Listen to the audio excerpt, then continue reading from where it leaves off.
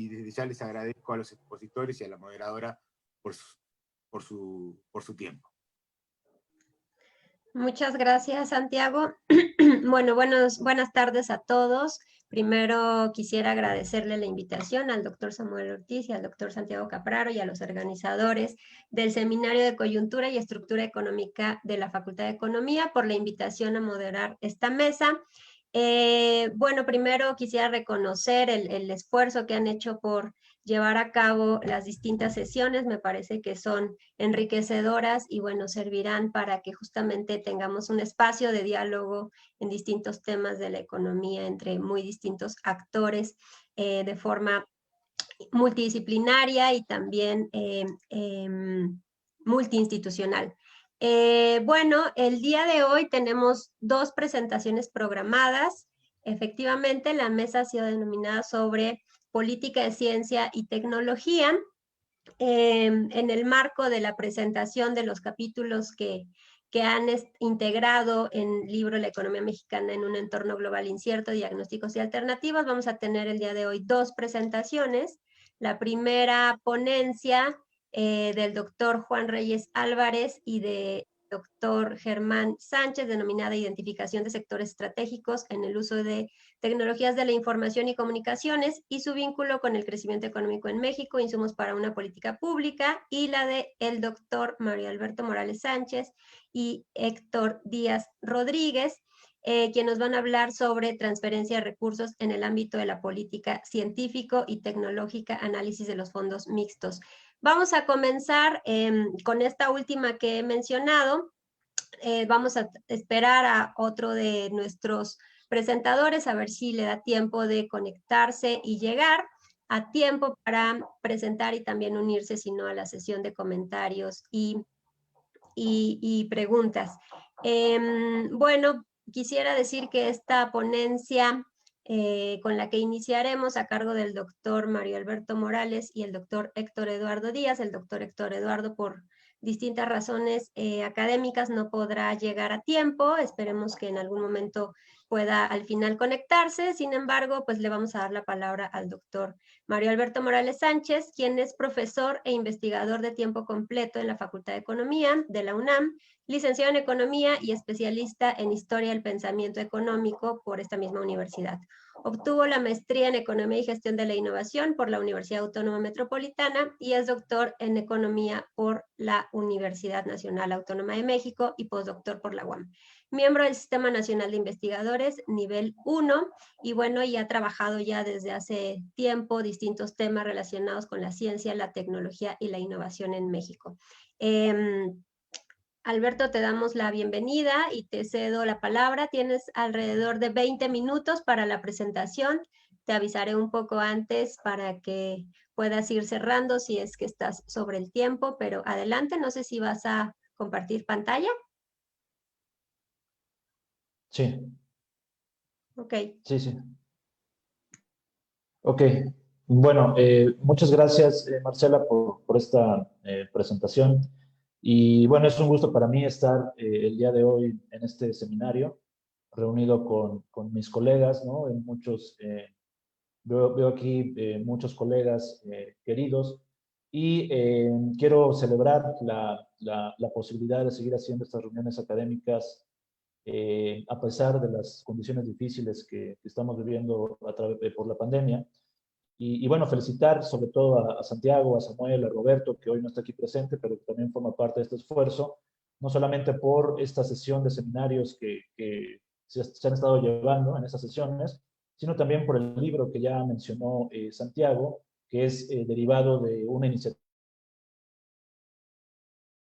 también de ellos, que fue el primer Congreso de Jóvenes Economistas, que se celebró, si mal no recuerdo, hace 2 años, y del cual estas ponencias y estos artículos son el resultado de ese esfuerzo. Entonces, como ustedes pueden ver, es un esfuerzo académico que ya tiene bastante tiempo y que de alguna manera culmina esta primera etapa con este seminario, y por eso mi agradecimiento por la invitación, tanto a colaborar en el libro como a presentar esta ponencia el día de hoy. Y bueno, pues decirles también que esperemos que no queden ahí los esfuerzos y que continuemos, ¿no? Realizando eventos académicos a pesar de las condiciones adversas en las cuales nos encontramos hoy. Bueno, voy a comenzar mi presentación, voy a compartir pantalla. Quiero decirles además que esta presentación, que es parte de un capítulo del libro, ¿no?, que coordinan Samuel, Santiago y Roberto, también ya fue presentada en un congreso hace un año en la ciudad de Barcelona, con gran éxito, un congreso especializado precisamente en temas de política de CTI. Y bueno, es parte también de este esfuerzo de internacionalización que me parece debemos hacer, ¿no?, los que formamos parte de la Facultad de Economía, de la UNAM en general, para poder difundir este tipo de ideas, este tipo de trabajos, este tipo de iniciativas en otros lugares, otros congresos. Entonces, lo que voy a presentar es este capítulo que se llama Identificación de sectores estratégicos en el uso de TICs y su vínculo con el crecimiento económico en México, insumos para una política pública.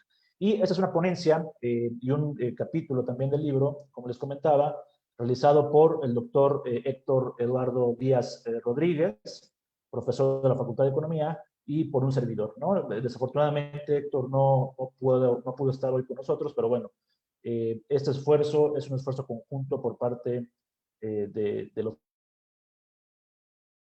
dos, ¿no? Entonces, el objetivo de este capítulo, como ustedes pueden ver ahí, de esta presentación, es analizar de qué manera las TICs o las tecnologías de la información y comunicación se integran en los sectores económicos, en el caso de México. Ustedes saben muy bien que se ha hablado mucho actualmente de esa convergencia tecnológica que existe no solamente entre ese sector, entre las TICs y otros, sino además también en otros sectores, ¿no?, o tecnologías convergentes, intensivas en conocimiento, como la nanotecnología, la biotecnología, la industria 4.0, en fin. De tal manera que hay algunos autores que identifican esta convergencia de tecnologías y de sectores como una de las principales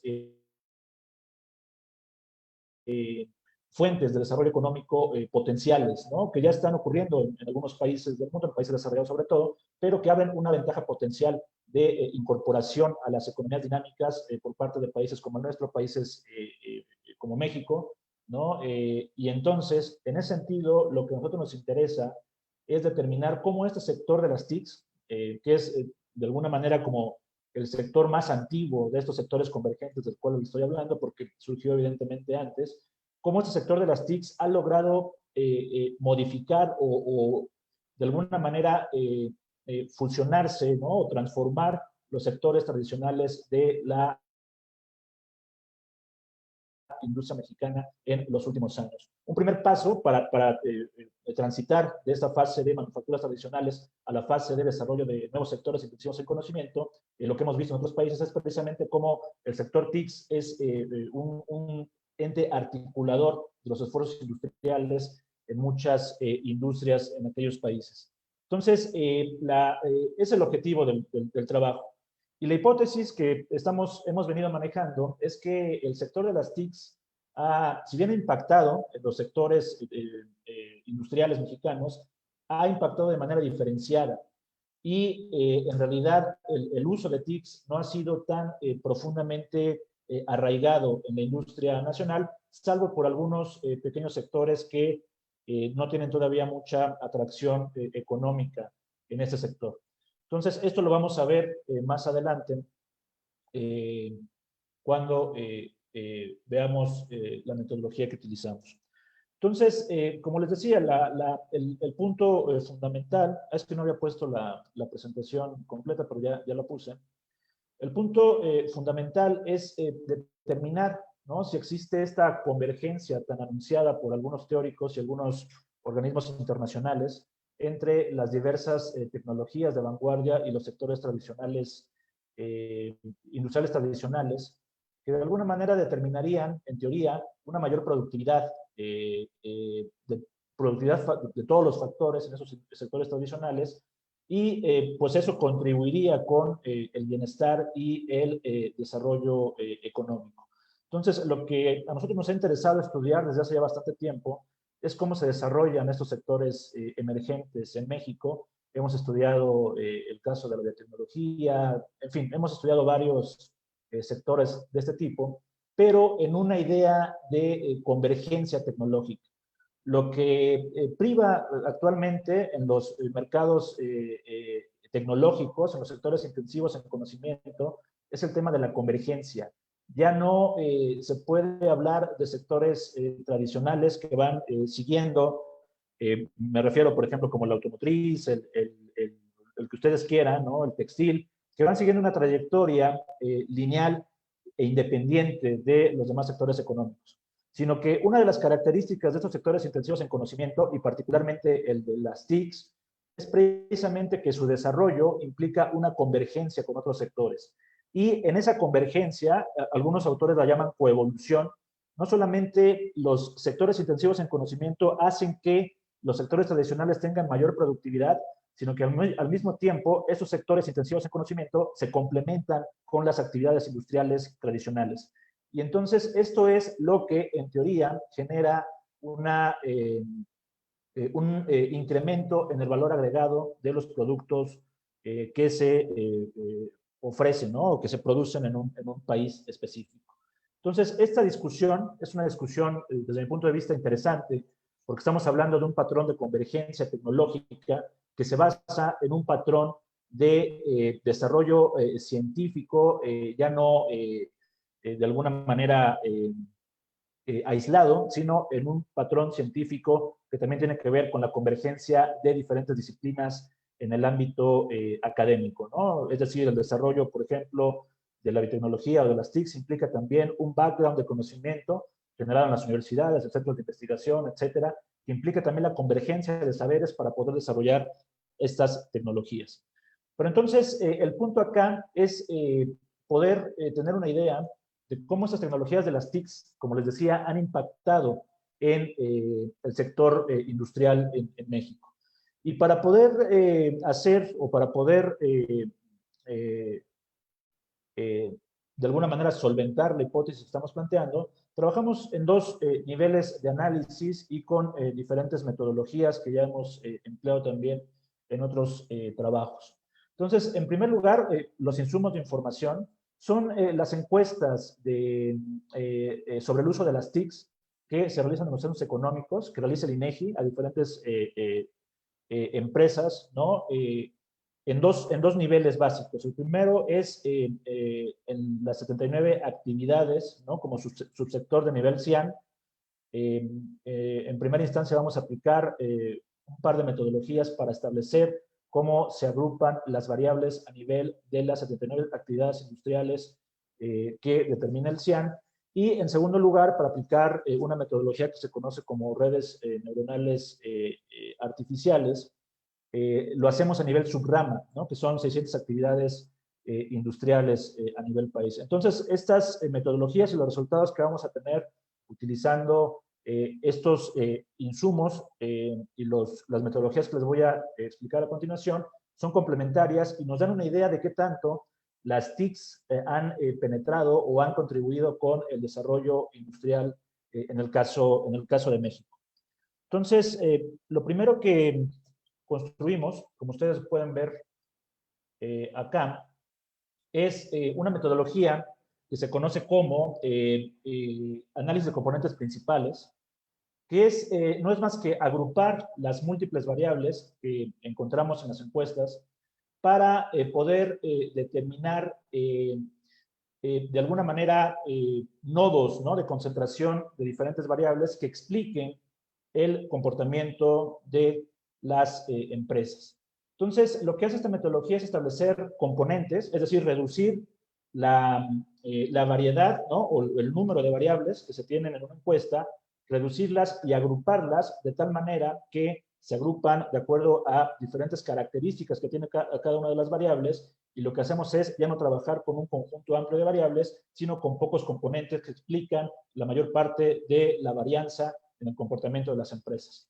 Entonces, como ustedes pueden ver acá, en este cuadro, en este primer cuadro de acá que tenemos arriba a la izquierda, tenemos dos componentes principales, ¿no? Que arroja esta metodología, los cuales en conjunto explican casi el 61% de la varianza de nuestras observaciones. Entonces, tenemos un componente, que es el principal componente, que explica el 43% de la varianza, y el segundo, que explica el 17% de la varianza. ¿Cuáles son estos componentes? ¿Cómo se estructuran internamente en cuanto a las variables que estamos utilizando? El primer componente, como ustedes pueden ver en el cuadrito de abajo, y ven aquí en color azul, está conformado por estas variables que tenemos aquí. La utilización de línea fija, la utilización de teléfonos móviles, de internet, de computadoras, y hasta ahí, ¿no? A este primer componente que emergió acá, que explica el 43% de la varianza de las empresas, le hemos llamado infraestructura tecnológica básica. Si ustedes se dan cuenta, pues el hecho de que una empresa utilice línea fija de teléfono, que utilice internet, o que utilice una computadora, realmente no nos dice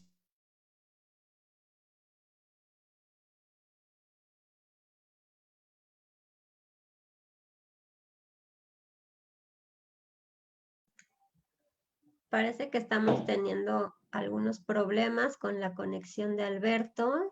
A ver, vamos a esperar un momento y le mandamos un mensaje por el chat Sí. para ver si puede regresar con el... Bueno, ya saben que son los gajes de estos nuevos momentos de trabajo en línea. Entonces, bueno, tratemos de ver si se puede regresar su señal en unos minutitos, pero no, parece que ya lo perdimos. Entonces, bueno, esperemos un minutito a ver si se logra conectar de nuevo. Está justo a la mitad de su presentación. Exactamente. Entonces, veamos Vamos a si lo esperar. logra para que Ya no... volvió. Alberto. ¿Ya volvió? Ahí. Sí. ¿Sí? Ok, sí, para que no nos quedemos como a la nuevamente? mitad de... Sí, ¿Ya me escuchas? te perdimos tu conexión, pero No, a ver si... disculpen. Sí, sí, Sí, sí.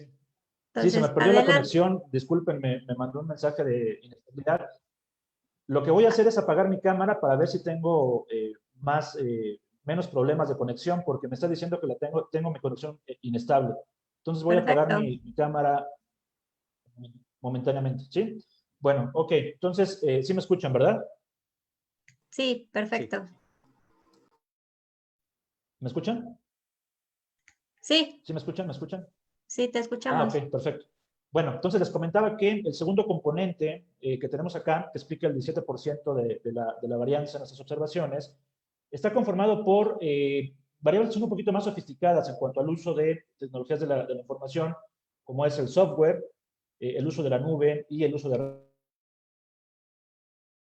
redes sociales. Y si se dan cuenta, tampoco es que estas variables sean o den cuenta de mucha convergencia tecnológica, ¿no? Sin embargo, bueno, es lo que emerge, ¿no? Del análisis de componentes principales que hemos hecho acá, y por lo tanto a ese componente le hemos llamado infraestructura tecnológica de segundo nivel. Es decir, ni siquiera estamos hablando de infraestructura tecnológica a nivel avanzado, ¿no? Entonces, una vez estableciendo los componentes principales, hacemos un análisis de clústeres para ver cómo se agrupan las empresas a nivel de subsector. Entonces, como vemos aquí en esta gráfica, tenemos cuatro clústeres, ¿no? Estos clústeres fueron estimados mediante el análisis factorial, un análisis factorial, estadístico factorial, y lo que nos muestra es la convergencia, ¿no? La conformación de conglomerados de los distintos subsectores. Tenemos 4, de acuerdo con esta metodología. El primero es el que ustedes ven aquí, de color azul. Este de aquí, que son muy poquitas empresas. Ustedes saben que el tamaño en este caso de la esfera, determina el número de empresas que conforman ese subsector. Y en este caso tenemos un primer clúster, un primer conglomerado, que es el azul, ¿no? Ahorita vamos a explicar las características de cada uno de ellos, pero lo que pueden ver acá es que estamos tomando en cuenta los dos componentes que encontramos aquí, el 1 y el 2, los estamos utilizando acá para determinar, en primer lugar, la infraestructura tecnológica de bajo nivel comparada con la infraestructura tecnológica de segundo nivel. Es decir, qué tan intensivos son las empresas en estos subsectores para utilizar tanto infraestructura tecnológica básica como infraestructura tecnológica de bajo nivel, de acuerdo como las hemos mencionado nosotros. Entonces, este primer clúster pues utiliza una estructura tecnológica de segundo nivel muy baja, pero también una infraestructura básica muy, muy baja, ¿no? El segundo clúster, bueno, utiliza un poco más intensamente la tecnología básica relacionada con las TICs, pero pues utiliza muy poco la tecnología de segundo nivel. Y este clúster, que es el clúster 3, que es donde se concentra el mayor número de empresas, utilizan, eso sí, casi todas de manera regular la tecnología básica, ¿no? Pero en realidad tampoco es que migren mucho a la utilización de tecnologías más avanzadas. Y tenemos este clúster que para fines, por ejemplo, del análisis, como les decía, de los sectores intensivos en conocimiento, puede ser más interesante porque utiliza las tecnologías de segundo nivel de una manera más intensiva. Entonces podríamos decir, ¿no?, que en este clúster, que ahorita les voy a dar las características de cada uno, en este clúster puede haber una utilización más intensiva de las tecnologías de la información y comunicaciones. Pero ¿cómo se conforman estos clústeres? Bueno, esta lámina es un poco, está un poco saturada, pero lo que vemos acá es que en el primer clúster, ¿no?, el que es de color azul en la gráfica anterior, como les decía, son actividades de bajo uso tecnológico en cuanto a TICs. Y en este clúster están, por ejemplo, la industria alimentaria, servicios de asistencia social, transporte, en fin. Son actividades con muy bajo valor agregado y que además se caracterizan por utilizar de manera poco intensa las tecnologías de la información y comunicación. El clúster 2, que son 17 subsectores en total, principalmente son actividades vinculadas al comercio y servicios, y bueno, son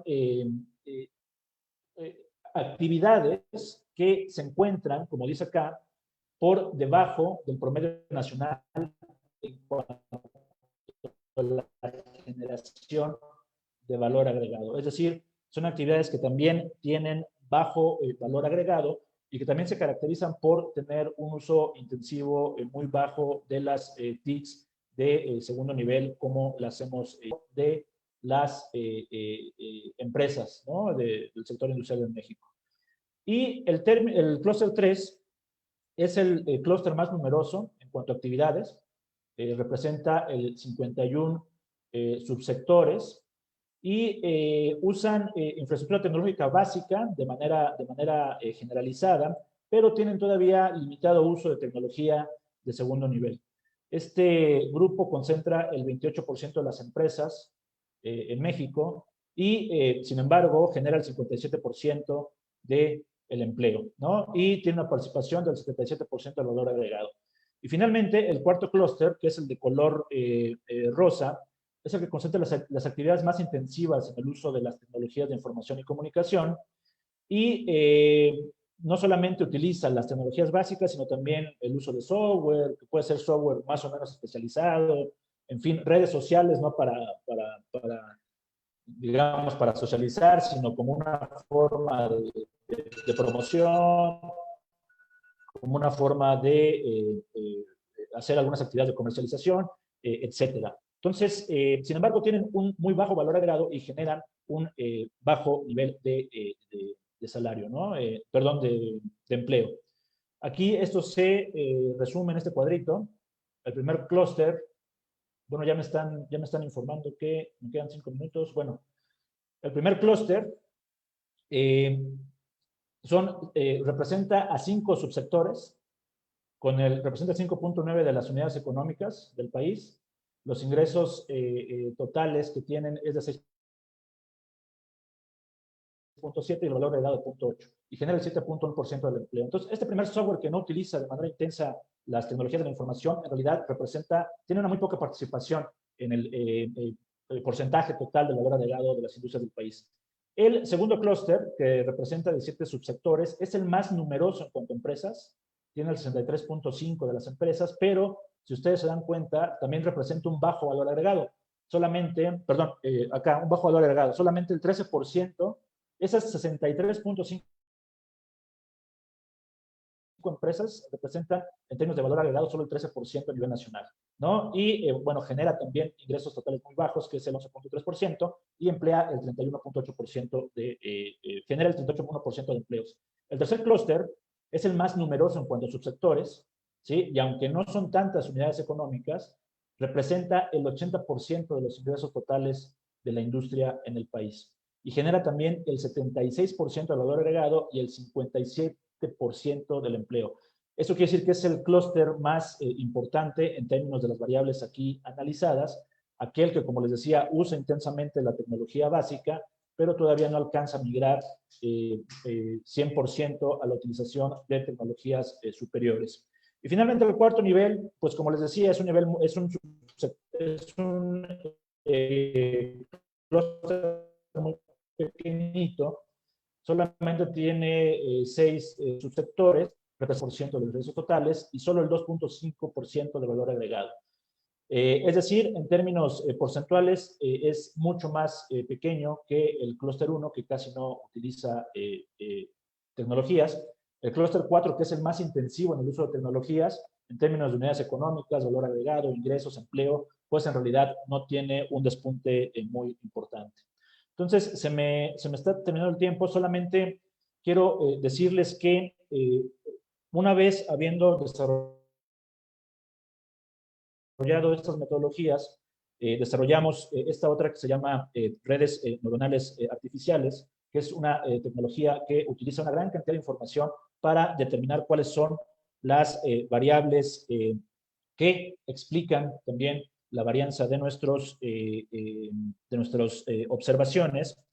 Y aquí lo que se hizo fue tomar la generación de valor agregado como variable dependiente y determinar cuáles son las principales variables que explican la generación de valor agregado en nuestras empresas. Entonces, como ustedes pueden ver acá, lo que encontramos, bueno, en la gráfica de la derecha, esto no quiere decir que las exportaciones representan el 100%, sino que simplemente lo que dice esta metodología es que la variable que más influye en este caso, el valor agregado de las empresas, le da un 100% y de ahí a las demás variables les da un porcentaje inferior. No quiere decir que sea el 100% de la varianza explicada.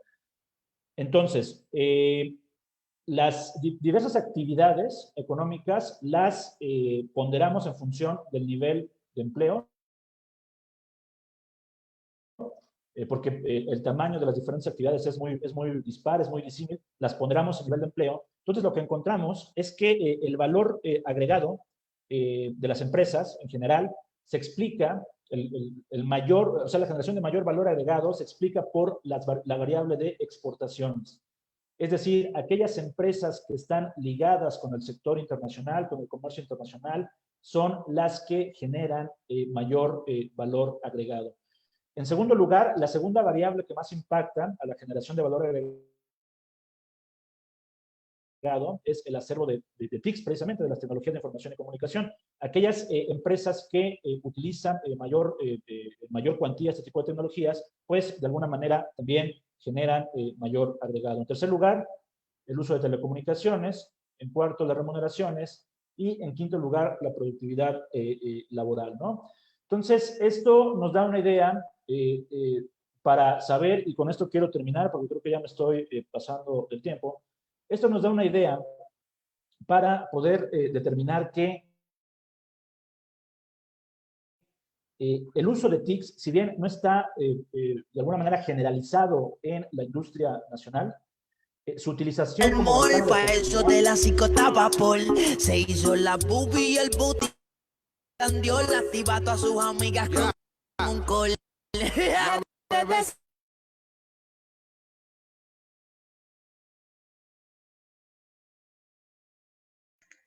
Perdón por la interrupción, parece que tuvimos un problema. Creo que ya se solucionó. Ya se solucionó. Gracias, Samuel. Bueno, Alberto, adelante.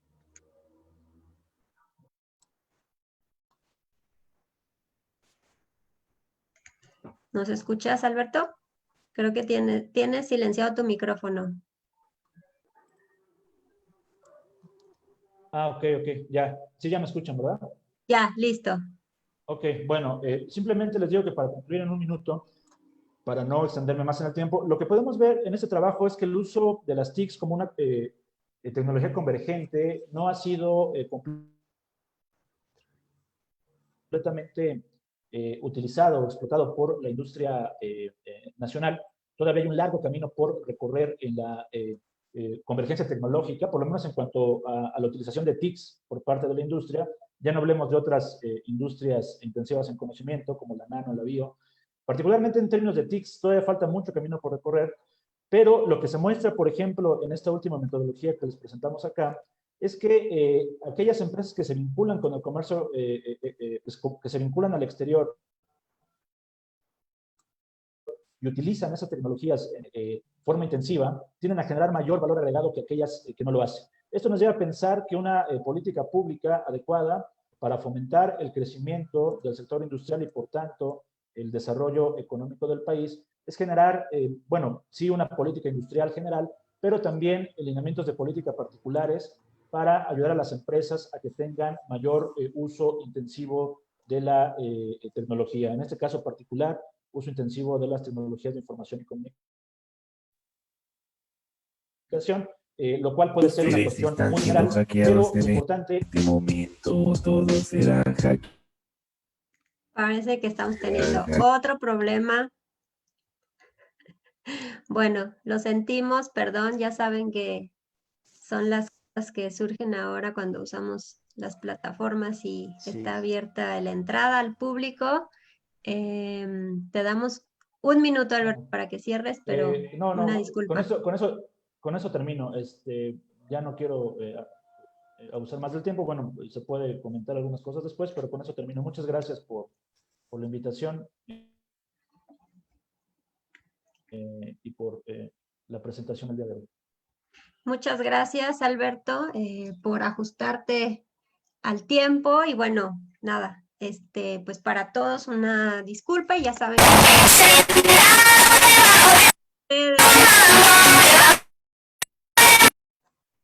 Perdón, no sé, estamos ahí con unos... Sí, estamos parece que bromas, ¿no? teniendo bastantes problemas con la sesión. No sé, Samuel, si quisieras que checar de las personas que ahora se quedan conectadas. Sí.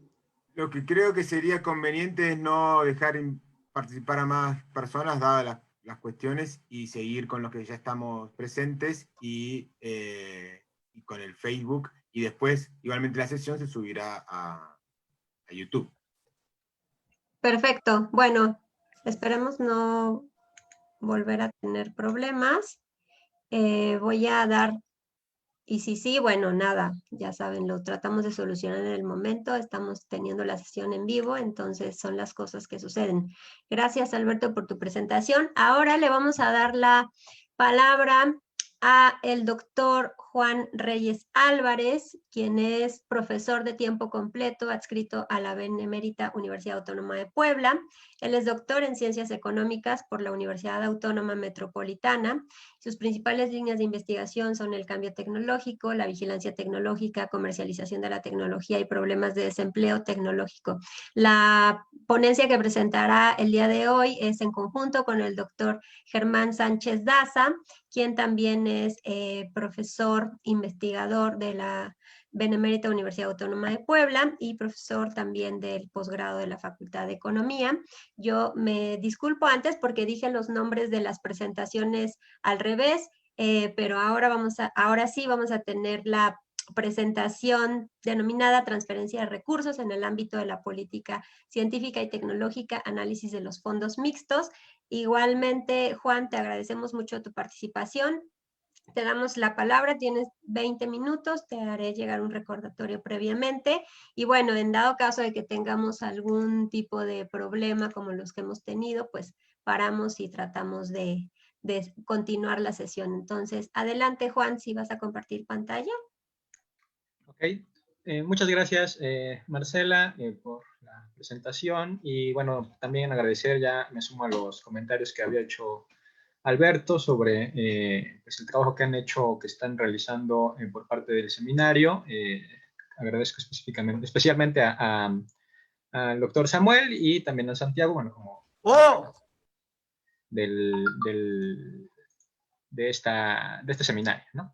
Bueno, lo que voy a comentar, lo que voy a presentar, como ya bien apuntaba Alberto, sobre las presentaciones que se habían hecho ya con anterioridad sobre el trabajo que ya vienen realizando por parte del seminario y con la presentación del Congreso ya hace algún tiempo, bueno, hace un par de años, bueno, pues es un poco continuidad, pero más que continuidad es lo que quise hacer para hoy, o lo que quisimos hacer para hoy es básicamente ponerlo en el contexto actual de la política científica y tecnológica actual, un poquito digamos, el precedente y lo que está sucediendo hoy con respecto a los fondos mixtos. Saben ustedes que hay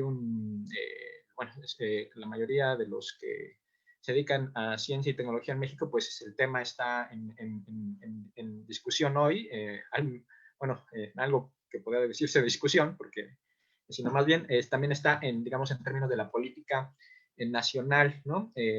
Básicamente voy a referir, por ejemplo, a la extinción de los fideicomisos por parte del gobierno actual y, digamos, el rechazo por parte de algunos sectores, pero, digamos, lo que quiero hacer es cuál ha sido la evolución de estos fondos, específicamente de este fideicomiso, de fondos mixtos, y cuál es, digamos, su estado actual, un poco en términos un poco de ponerle jiribilla al asunto, comentar que, por ejemplo, no sé si a alguien le ha pasado que se le desaparece el objeto de análisis, pues es un poquito lo que está sucediendo hoy en términos de la desaparición y extinción de estos fondos, ¿no? Bueno, entonces, bueno, así la presentación está dividida en estos 5 puntos. Presentaré, como ya decía, algunos elementos que se presentaron en su momento y que vienen en el libro, una parte importante, y después como tratar de hilar con lo que sucede hoy y la relevancia, me parece, de los fondos mixtos. También unos elementos que hemos ido como tratando de capturar sobre también las limitaciones de estos mismos y las limitaciones de la política actual también, ¿no? Bueno, y son estos 5 elementos que iremos revisando, básicamente, ¿no?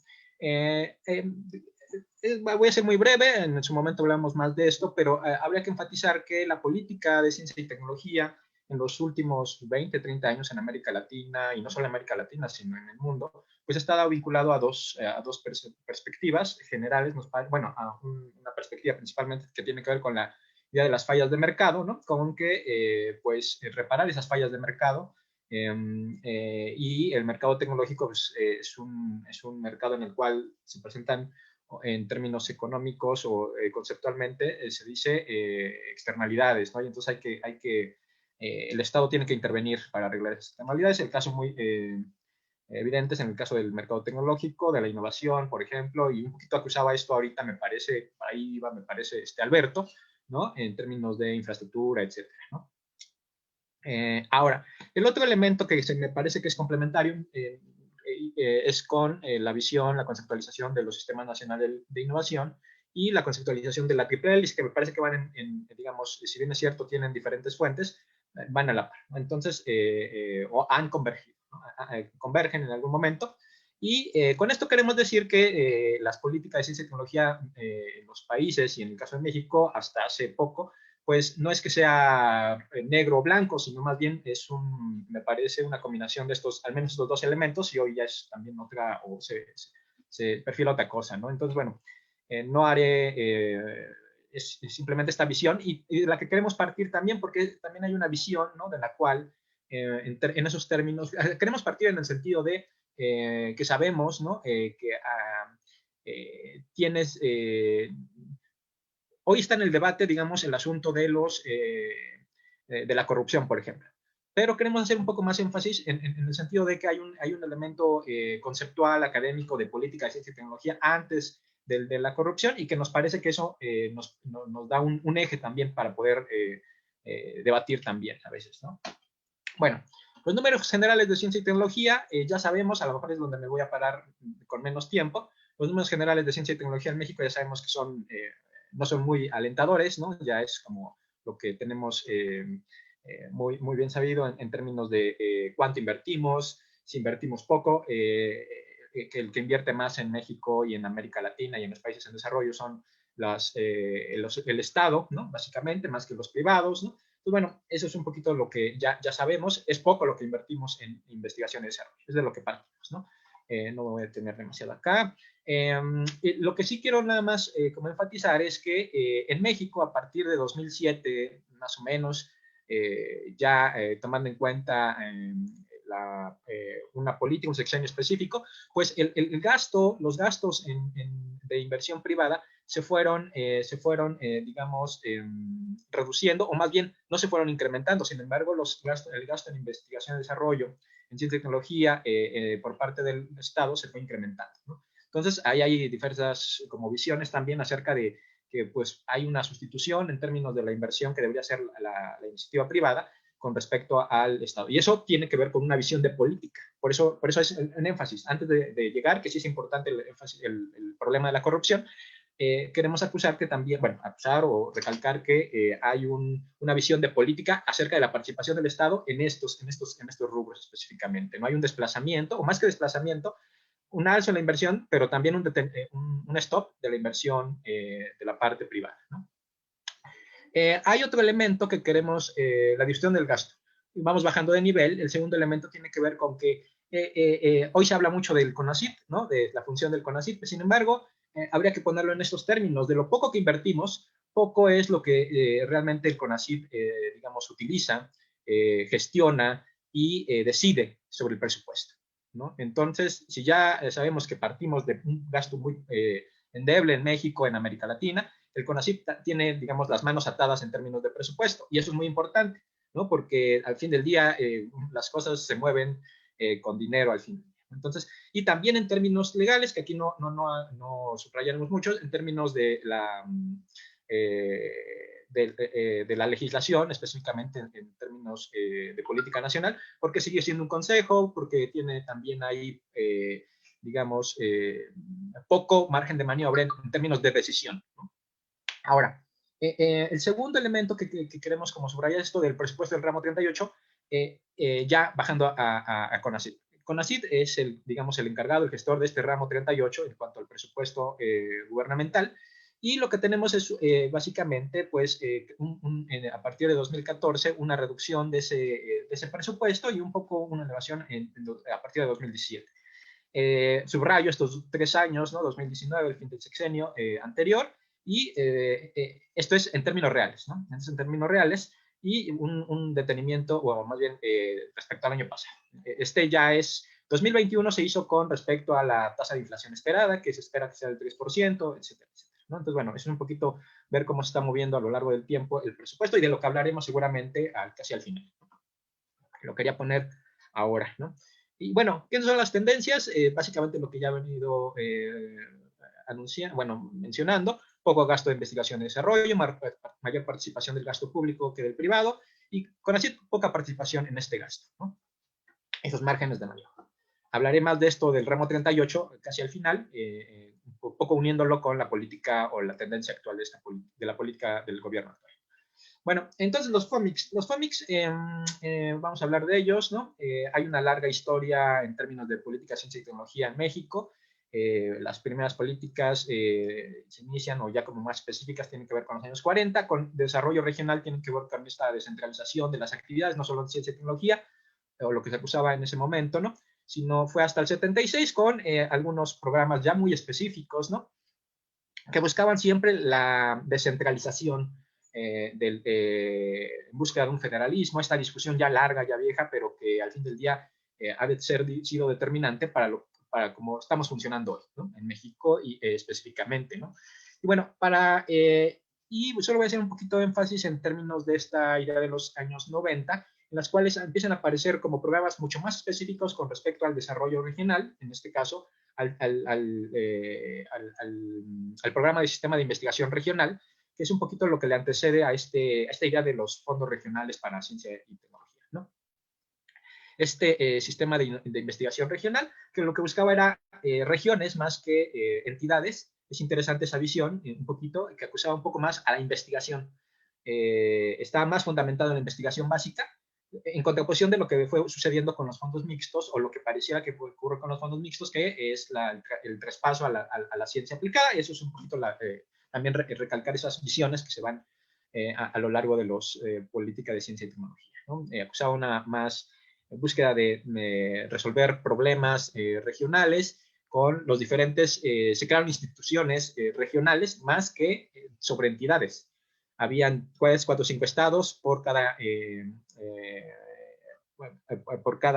digamos, delegación, ahorita se fue un poquito el nombre, ¿no? De estos sistemas, perdón, de cada uno de estos sistemas, ¿no?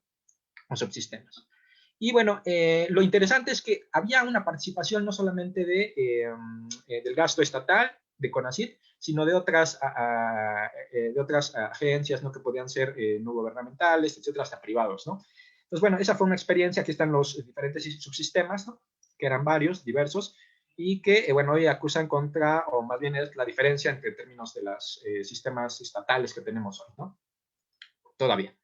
Bueno, y bueno, después aparecen estos fondos mixtos ya para 2001. Hay una larga ya historia sobre ellos. Es interesante porque son desde 2001 y, bueno, se extinguen ya, ahorita veremos, desde el año pasado en términos del presupuesto, ¿no? Más que de los decretos que existían ya.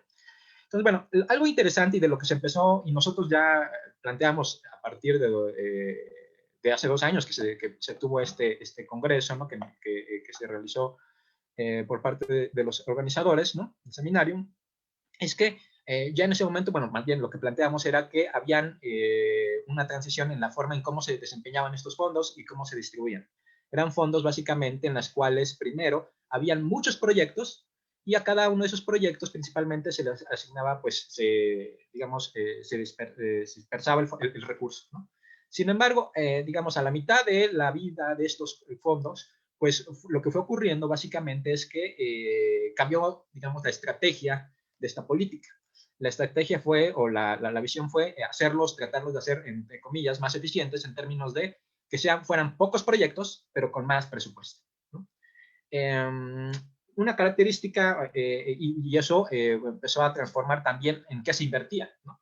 Porque, ¿qué inviertes 200 millones, ¿no? En 200 millones, si no es para, ¿qué puede uno invertir, ¿no? Ahorita nos servirían esos 200 millones para haber resuelto, bueno, a tratar de apoyar en lo de la pandemia, ¿no? Si uno lo ve en el problema actual. Sin embargo, ahí empezaron digamos, a gestarse, digamos, lo que se acusaba un poco hoy, ¿no? Ahí daremos también nuestra opinión, en términos de mayor infraestructura, ¿no? Y a ciencia cierta no sabemos si es de ciencia y tecnología, ¿no? O sea, si es básicamente investigación y desarrollo, ¿no? Esa fue la característica general de estos fondos mixtos. Ahorita veremos una estructura general, ¿no? Y bueno, básicamente, ¿cómo se distribuyen estos fondos mixtos? Pues en términos de los beneficiarios del uso de recursos, pues principalmente fue a centros públicos una parte importante. Ya por el último año, el penúltimo año de ejecución, 2017, los centros públicos eran, digamos, los que usaban estos recursos, 58%. La empresa, en términos específicos, era alrededor del 14%, ¿no? Hay varios elementos a discusión también. Sin embargo, lo que es interesante, bueno, ahí es que los centros públicos se encontraron, no solo en los fondos mixtos, sino en algunos otros programas, en los PEI, perdón, de forma indirecta, también una fuente en la cual financiar sus investigaciones, por ejemplo, ¿no? Que eso es relevante porque al fin del día, bueno, no hay...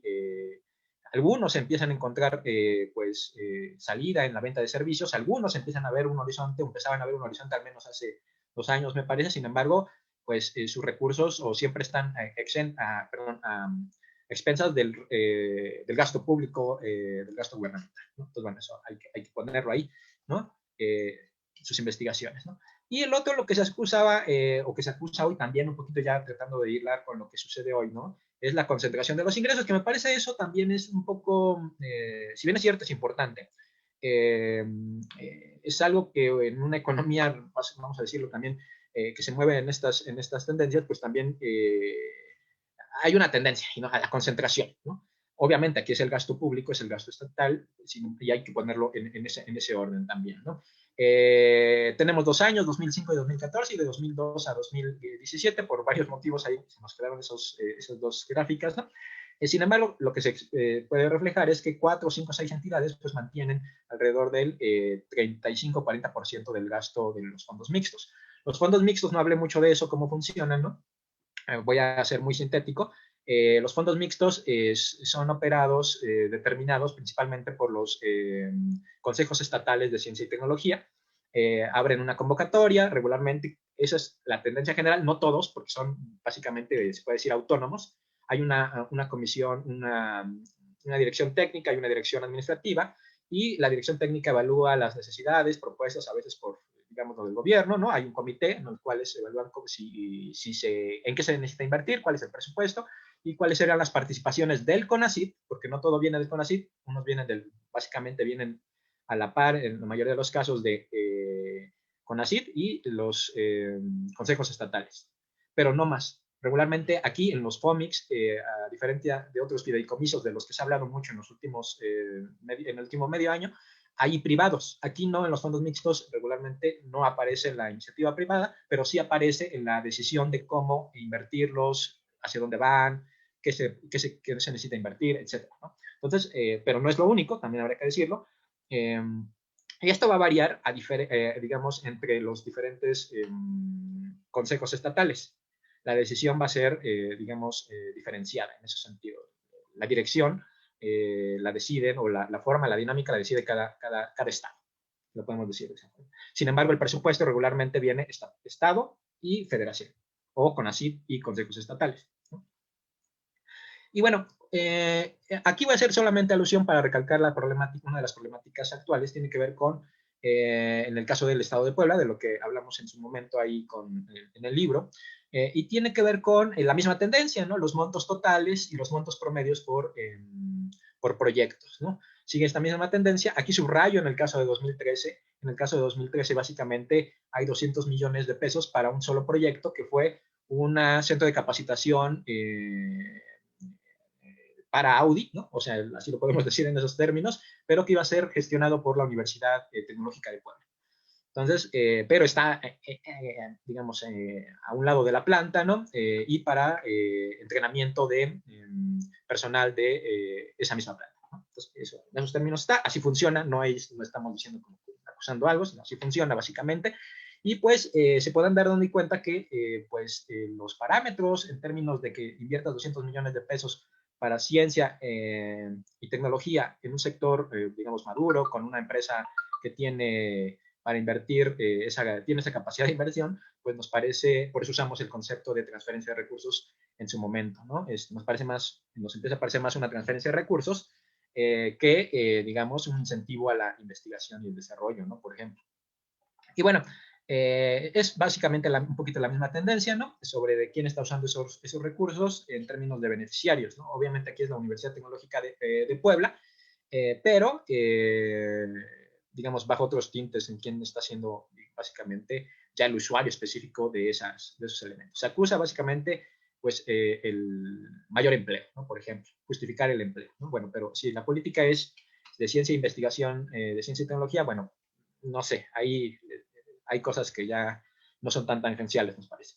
Bueno, ahí están estos elementos, ¿no? Y que en contraposición, no quiere decir que estos fondos mixtos, en el caso de Puebla, no sean los únicos en los que se usaba. Hay experiencias interesantes, digamos, interesantes en términos de investigación y desarrollo, ¿no? Aquí pongo dos, ¿no? Del Colegio de Posgraduados, ¿no? Sobre las dinámicas, y que vamos a ver que también, bueno, también tienen sus limitaciones en cuanto a su presupuesto y sus alcances en cuanto a el impacto, ¿no? Por ejemplo, bueno, lo voy a retomar ya casi al final, pero sí quiero precisar que, bueno, hay proyectos de ciencia básica también, ¿no? Que se han realizado con estos fondos, y que pues también son importantes para las universidades, para los centros de investigación y para el desarrollo regional. Por ejemplo, aquí tenemos de conservación y fitomejoramiento, ¿no? Para diversos maíces, en el caso de para Tehuacán, ¿no? Realizado por el Colpos, ¿no? 1 millón de pesos. Y también por el Colpos, pues, algunos elementos para uso comercial de algunos hongos, ¿no? Que fueron desarrollados también ahí por el año de 2007, y son 650 mil pesos. un poco las distancias que hay, ¿no?, entre estos dos elementos y el anterior, ¿no? Bueno, el debate actual, ¿no? El debate actual. Un poco ligando a este debate actual, bueno, hacer una como breve relatoría de esto, ¿no? Hay muchas notas hoy de estos elementos, simplemente a lo mejor quiero periodizar estos, en el caso específico de los fondos mixtos. Pues ya para 2018, o sea, se ha hablado mucho de los decretos, del debate de la rotación de los fideicomisos, pero sin embargo ya para 2018, desde finales de 2018, ya el presupuesto para el fondo mixto y regional ya era, ya se había cortado, ¿no? Ya se le había puesto ahí el cuchillo, ¿no? Para fondos regionales específicamente, ¿no? O lo que se entiende como fondos regionales, ahorita hay otra conceptualización, pero que no aparece ya en este rubro de lo que entendemos por fondos regionales o entendíamos. Y bueno, hay un decreto presidencial, que es el que va a ser muy importante, para el 2 de abril, ¿no? Por parte del presidente, y hay una propuesta de Morena ya para llevarlo a cabo, ¿no? Por en la Cámara de Diputados para el 19 de agosto, y se extinguen 109 fideicomisos por parte del Senado, aprueba su extinción para el 20 de octubre, más o menos en fechas. 65 de estos fondos relacionados a CONACYT y 34 son FOMIX, ¿no? Más 35, perdón, ahí me equivoqué, 35 son FOMIX y 25 para centros CONACYT, ¿no? Entonces, bueno, son estos FOMIX el mayor número y obedecen a la gestión de cada uno de los direcciones estatales, ¿no? Centros estatales CONACYT que los gestionaban, ¿no? Bajo esta estructura, que sí existe, que hay una estructura, me parece, muy bien realizada, en algunos casos, ¿no? En otros habría que decir que hasta se desconoce, ¿no? Bueno, pero así está. Y bueno, ha habido diversos pronunciamientos en contra, perdón, ahí se me fueron los 2 puntos, ¿no? Pronunciamientos en contra, al menos en 4, digamos, grandes, se le puede decir, entidades, etcétera, ¿no? El mismo foro consultivo, que también se anuncia su desaparición, ¿no? Primero su reducción del presupuesto y después viene digamos, en términos legislativos, la desaparición. Luego también hay otros elementos que se van creando, otras instituciones, otras organizaciones, perdón, yo lo quiero poner en términos organizaciones que se van creando, como el caso de Prociencia, que se acusan no solamente en contra de la extinción de estos fondos, sino básicamente de la política de ciencia y tecnología actual. Otras entidades como la red NACECYT, que son una red no muy grande porque no incorpora a todos los centros estatales, pero que también se pronuncia, y diversas universidades públicas, ¿no? Aquí no pongo cuáles, porque sí son varias y se van digamos, han ido pronunciándose en diferentes momentos y para diferentes circunstancias, en este caso de la política de ciencia y tecnología, ¿no? Entonces, bueno, si hay pronunciamientos en contra, principalmente en contra de la desaparición de estos fideicomisos, fondos mixtos, específicamente de ciencia y tecnología. Y hay otro programa que no hablé mucho, que es el FORDECYT, ¿no? Que es de fondo regional, pero que también ya tenía su declive un poquito antes, de hecho, del término, perdón, del sexenio anterior, ¿no? Bueno, y bueno, un poco ya ir para, digamos, como tratando de ir como cerrando algunos elementos. Algo que se ha mencionado en los últimos, digamos, debates es la ausencia de evaluaciones, ¿no? Se acusa un poco que no hay evaluaciones como tal a los programas de ciencia y tecnología. Y es cierto, hay muy pocas evaluaciones y a lo mejor eso lo quiero subrayar más bien en cuanto a las que realiza el Coneval, ¿no? El Coneval tiene un montón de evaluaciones, un montón de evaluaciones, principalmente a programas remitidos para desarrollo social, y que, sin embargo, para ciencia y tecnología son muy pocos, casi son la parte de monitoreo, no es una evaluación como tal, ¿no? Y entonces, bueno, eso es cierto, hay una ausencia, no quiero decir que no haya evaluaciones académicas por parte en caso de artículos, libros, eso es muy numeroso, hay una actividad muy importante con respecto a eso, pero también hay muy pocas para fondos mixtos, habría que decirlo, ¿no? Bueno, eso es el primer elemento que vemos, ¿no? Hay solamente monitoreo por parte de Coneval y pareciera hasta un área independiente, ¿no? Que no podría ser, que no es evaluada, no sé, ahí es como un poco hermético, ha sido un poco hermético el asunto en términos de Coneval y su relación con los programas de CONACYT, ¿no? Bueno, específicas a FOMIX, hay algunas institucionales, y a esto institucional me refiero a ya sea que sean mandadas como reportes de investigación, reportes del mismo proyecto, etcétera, son muy pocas, ¿no? En 2011 hay una de impacto y de análisis de los fondos de una visión estratégica, y hay 2012 en términos de divulgación de resultados, ¿no? Ya es un poquito añeja, estas cumplían 10 años de estos fondos mixtos, y hay reportes, básicamente un reporte interesante de evaluación por ahí del foro consultivo. Digo interesante porque me parece que revisando esta evaluación realizada por varios investigadores, pues más bien, si bien es cierto, es con presupuesto del mismo foro consultivo, es una evaluación académica, me parece relevante, y está un poco ligada al tipo de evaluaciones que realiza Coneval, ligada en términos de la metodología, ¿no? Un poquito, en términos del diseño, etcétera, ¿no? Me parece que hay personas de diversas instituciones, del Instituto de Investigaciones Sociales, que hacen muchas evaluaciones de este tipo, ¿no? También hay gente de la UAM, ¿no? En esta evaluación hay algunos investigadores en esta evaluación, y voy a retomar 2 o 3 elementos que están ahí. Y bueno, hay otras de consultoría, que igual que usan fondos mixtos para realizar la evaluación, también hay presupuesto para eso, y 2014, 2015 y 2016, pero está más basada en resultados y propuestas de modelos, ¿no? Es un poquito más los reportes que podrían realizarse a partir de los proyectos de los fondos mixtos. Y bueno, consideraciones a partir de la evaluación del foro consultivo que nos parece interesante, cómo se realiza. Voy a situar estos 2, 3 brevemente, ¿no? Se pide, lo que se ve es una centralización de la investigación, y lo que se pide es descentralizar la investigación por parte de estos fondos mixtos en su momento, ¿no? Que haya corresponsabilidad de los diferentes niveles de gobierno. Si bien es cierto, ocupa lo federal y estatal, lo que encuentra la investigación o la evaluación básicamente es que pues sí decide el Estado, pero el gobierno estatal, perdón, pero no hay digamos, a veces una buena simbiosis entre cuál va a ser la función de cada uno de ellos ante cada uno de los programas, de los fondos que se establecen, ¿no? Hay que se busca una decisión descentralizada, principalmente porque lo que se acusa es que el gobierno estatal propone una o 2 opciones y pues dice, bueno, pues pasa, pero no está sujeta a necesidades, más que necesidades, no quiero usar la palabra necesidades por ahora, a demandas específicas del Estado. O sea, no se evalúa varias demandas, se evalúa la que el Estado regularmente propone, y ahí está. Bueno, si pasa esa dictaminación, bueno. Juan, te pido que vayas cerrando porque ya estamos sobre el tiempo, por favor. Ok.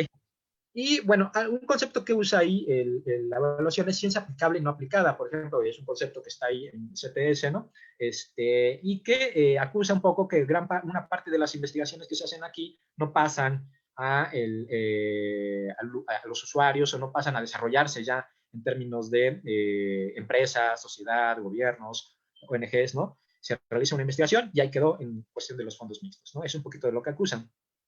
Bueno, ya un poco para ir cerrando, ¿no? El presupuesto. 2 elementos básicos. Esto que ya decíamos, el CONACYT maneja esta parte, es la estructura porcentual, pero un poco lo que decía es de que los PEI y los fondos regionales pues van desapareciendo ya poco a poco a partir de 2017, ¿no? Digamos en términos porcentuales, y aparecen otros, los famosos PRONACES, ¿no? Y otra cosa que acusamos, ¿no? Bueno, más que acusar, que subrayamos, es el presupuesto. Básicamente el presupuesto de CONACYT es para becas, ¿no? Y estímulos a investigadores, ¿no? Eso no quiero decir que esté mal, sino más bien es que eso nos dice ya de una estructura que está atando al Consejo Nacional de Ciencia y Tecnología. No queremos decir que no se deba de usar para eso, sino más bien es que pues hay un elemento importante, que es básicamente la administración para la formación de recursos humanos, ¿no? Pero su traslado para ciencia y tecnología, para la investigación y desarrollo, pues va a ser muy limitante, dado el presupuesto que tiene, y dado que esos recursos es muy difícil que crezcan ahora, ¿no? Por ahora, ¿no? A lo mejor hablamos de eso ya más adelante. Y ya para ir cerrando, básicamente, ¿no? ¿Dónde está la política de ciencia y tecnología actual? Pues básicamente, en esto que ya acusábamos, estos famosos PRONACES, que se habla mucho de ellos, se recurre básicamente se acusa, o más bien lo que se busca es necesidades, ¿no? Por eso no quería usar la palabra antes. Ahora lo que se busca es cubrir necesidades que no sean tan dispersos los recursos, que se apliquen esta parte de ciencias básicas, la investigación de ciencia básica, o que se invierta más en ciencia básica que en infraestructura. Ahí hay problemas porque también, bueno, ¿de dónde vendrían esos recursos para infraestructura? Que son importantes, pero ya está presente en este programa institucional 2020-2024 del Consejo de Ciencia y Tecnología, que a lo mejor hablaremos ahí. Y bueno, ya cierro con esto. Consideraciones: si hay una polarización regional de los programas con objetivos de distribuir brechas, ¿no? Hay una desarticulación entre la solución técnica y el problema social. Eso sí queremos subrayar. Hasta cómo sucedían o cómo suceden regularmente los programas. Bueno, se detecta una demanda, se da se programa un cierto presupuesto. Sin embargo, pareciera que hasta ahí termina, digamos, la función, o terminaba la función del gobierno estatal y de resolver esta problemática. Después, lo que pendría es que el mercado debería resolverlo, ¿no? Sin embargo, ahí hay un puente grande, ¿no? Hay una brecha grande porque la investigación se queda ahí, que puede ser muy importante, muy relevante. Sin embargo, después, ¿quién se hace cargo, ¿no? Si hay una necesidad real, si hay el agua, por ejemplo. Limpiar, digamos, en Puebla tenemos problemas de agua en términos de algunas lagunas contaminadas, etc. Tenemos 20, 30 años resolviendo esos problemas, que técnicamente podrían estar ahí la solución. Sin embargo, después se termina y no se resuelve nada. Hay programas públicos funcionando ahí, etcétera, etcétera. Sin embargo, hay muchos problemas, un cuello de botella, ¿no? En que el mercado no va a resolver, básicamente, ¿no? Y bueno, algo que acusa el gobierno actual básicamente es que, pues bueno, que se debería resolver con saberes regionales, técnicas regionales, ¿no? Sin embargo, cuando no existen saberes regionales y técnicas regionales, pues, ¿cómo se resuelve el problema, no? Tiene que venir no necesariamente del entorno, tiene que venir de otros, al menos de otras instituciones. Bueno, y por último, incentivar el interés de la iniciativa privada que se plantea el actual gobierno, pero ¿cómo, no? ¿Cuáles serían los incentivos? No hay como digamos, una articulación todavía ahí, ¿no? O sea, ¿cuál sería el parámetro para que la iniciativa privada invirtiera en la resolución de necesidades sociales, ¿no? En esos términos, ¿no? Bueno, básicamente lo dejo así, aquí, ¿no? Gracias, espero no haberme extendido demasiado. Muchísimas gracias, Juan. Bueno, vamos a abrir una pequeña ronda de preguntas, comentarios. No sé si alguien de los que estamos conectados acá, pueden levantar la mano o pueden pedir la palabra para que tengamos una ronda de comentarios y preguntas. Santiago, yo también quisiera hacer algunos comentarios. No sé si alguien más. Aquí, Samuel, por favor. Samuel, Santiago, yo. Bueno, voy tomando nota por si alguien más se anota en esta primera ronda. Entonces le doy la palabra primero a Santiago. Adelante, por favor. Muchas gracias, Marcela. Una consulta que siempre me genera dudas a mí. Primero, muchas gracias por sus presentaciones. Y a veces uno que ve la vida desde la macroeconomía ve los problemas muy agregados y no los termina de aterrizar. Me gustaría saber su opinión acerca de cómo verían, dónde verían posible gastar, por ejemplo, un punto adicional del PIB en ciencia y tecnología. Porque la inversión pública está bajando en términos agregados, pero yo quisiera, por ejemplo, yo he propuesto muchas veces que hay que convencer al sector privado, por ejemplo, de mayores impuestos. Bueno, ¿para qué? Para invertir en ciencia y tecnología. Ahora, la pregunta que les haría a partir de sus investigaciones, tal vez es muy general, pero quiero saber sus opiniones, es cómo gastar ese 1% para que tenga el mayor impacto posible en la economía nacional. Es para los dos. Muchas gracias por su presencia. Gracias, Santiago.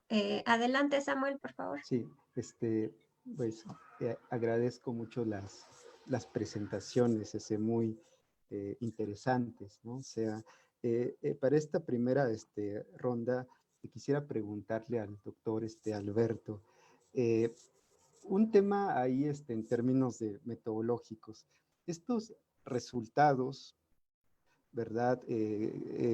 Vinculados a las determinantes del valor agregado, que se realizó a través de redes neuronales artificiales. ¿Difieren o que con respecto a otras aproximaciones, por ejemplo, de datos panel, de corte transversal? ¿Cuáles serían las bondades de trabajar con esta nueva metodología para identificar sectores clave? Y en segundo lugar, justo en esta función de determinantes de valor agregado, como se señala, la variable exportación es la más relevante, explicando la conducta de valor agregado. Pero el tema es si estarían considerando la posibilidad de introducir la variable importación, porque usualmente cuando se introduce esta variable, realmente el impacto que tiene el comercio, sea en inversión o en productos, se convierte en marginal, ¿no? Además de la posibilidad de incluir otros factores que permitan identificar el poder no explicativo de estas variables vinculadas a las TICs frente a tecnologías duras, por ejemplo, a través de un indicador de inversión fija bruta. Y para el doctor Juan, también felicitarte por la presentación. Con base en la experiencia de Puebla, ¿no? O sea, el fondo mixto que se supone estaba vinculado, ¿verdad?, a generar conocimiento, ¿no? O sea, y que como bien señalas en el artículo, más bien se dedicó a financiar un proyecto de capacitación de fuerza laboral, ¿no? Sin mayor vinculación con el desarrollo científico y tecnológico. Tú estás, ¿cuál es tu opinión con respecto a la actual política de ciencia y tecnología de parte de CONACYT, ¿no? O sea, con base en la evidencia estarías apuntando a que es positiva esta nueva forma de dirigir la política de ciencia y tecnología en México. Y pues un dato que me llama la atención, ¿no? O sea, según la última tablita que comentas, digo, esto a nivel de comentario, la distribución, ¿verdad?, del ramo 38, que da cuenta de cómo buena parte del gasto del gasto se destina a becas de posgrado y apoyo a la calidad, y que se ha elevado de forma notable, ¿no? Es, al pasar de 39 a 45%, y es un dato relevante porque de repente nos enfrentamos a cierta desinformación, ¿no? Que da cuenta de más bien una caída, ¿no? En términos de apoyo a estudiantes de posgrado. Pues muchas gracias y felicitaciones a ambos. Muchas gracias, Samuel. Bueno, yo también tenía algunos comentarios. Primero, gracias a los dos por sus presentaciones. En el caso de el trabajo que presenta Alberto y Héctor, quisiera saber si puedes hacer alguna reflexión en torno a, digamos, dado que se concentraron en el análisis de las tecnologías de la información y las comunicaciones, y pensando en el contexto justamente de la pandemia, del COVID y todo lo que ha sucedido, ¿no? Digamos, con esta rápida necesidad de digitalización, no solamente de ciertos tipos de actividades, sino de muchas actividades, sobre todo algunas de ellas han tenido un impacto fuerte en las pequeñas, ¿no? Y medianas empresas, dado que tienen que hacer uso de tecnologías de la información, tanto para comercializar como para trabajar, en fin. ¿Qué reflexión podemos tener a partir de ahí de cuál sería la importancia, ¿no?, de generar no solamente una política diferenciada y particular para las tecnologías de la información, sino los resultados que obtuvieron, digamos, más bien, con base en los resultados que obtuvieron, hacia dónde podríamos mirar este nuevo contexto, ¿no? Y lo que ha estado pasando y la transformación y evolución de lo que pueden ser las tecnologías de la información en el país para estas empresas.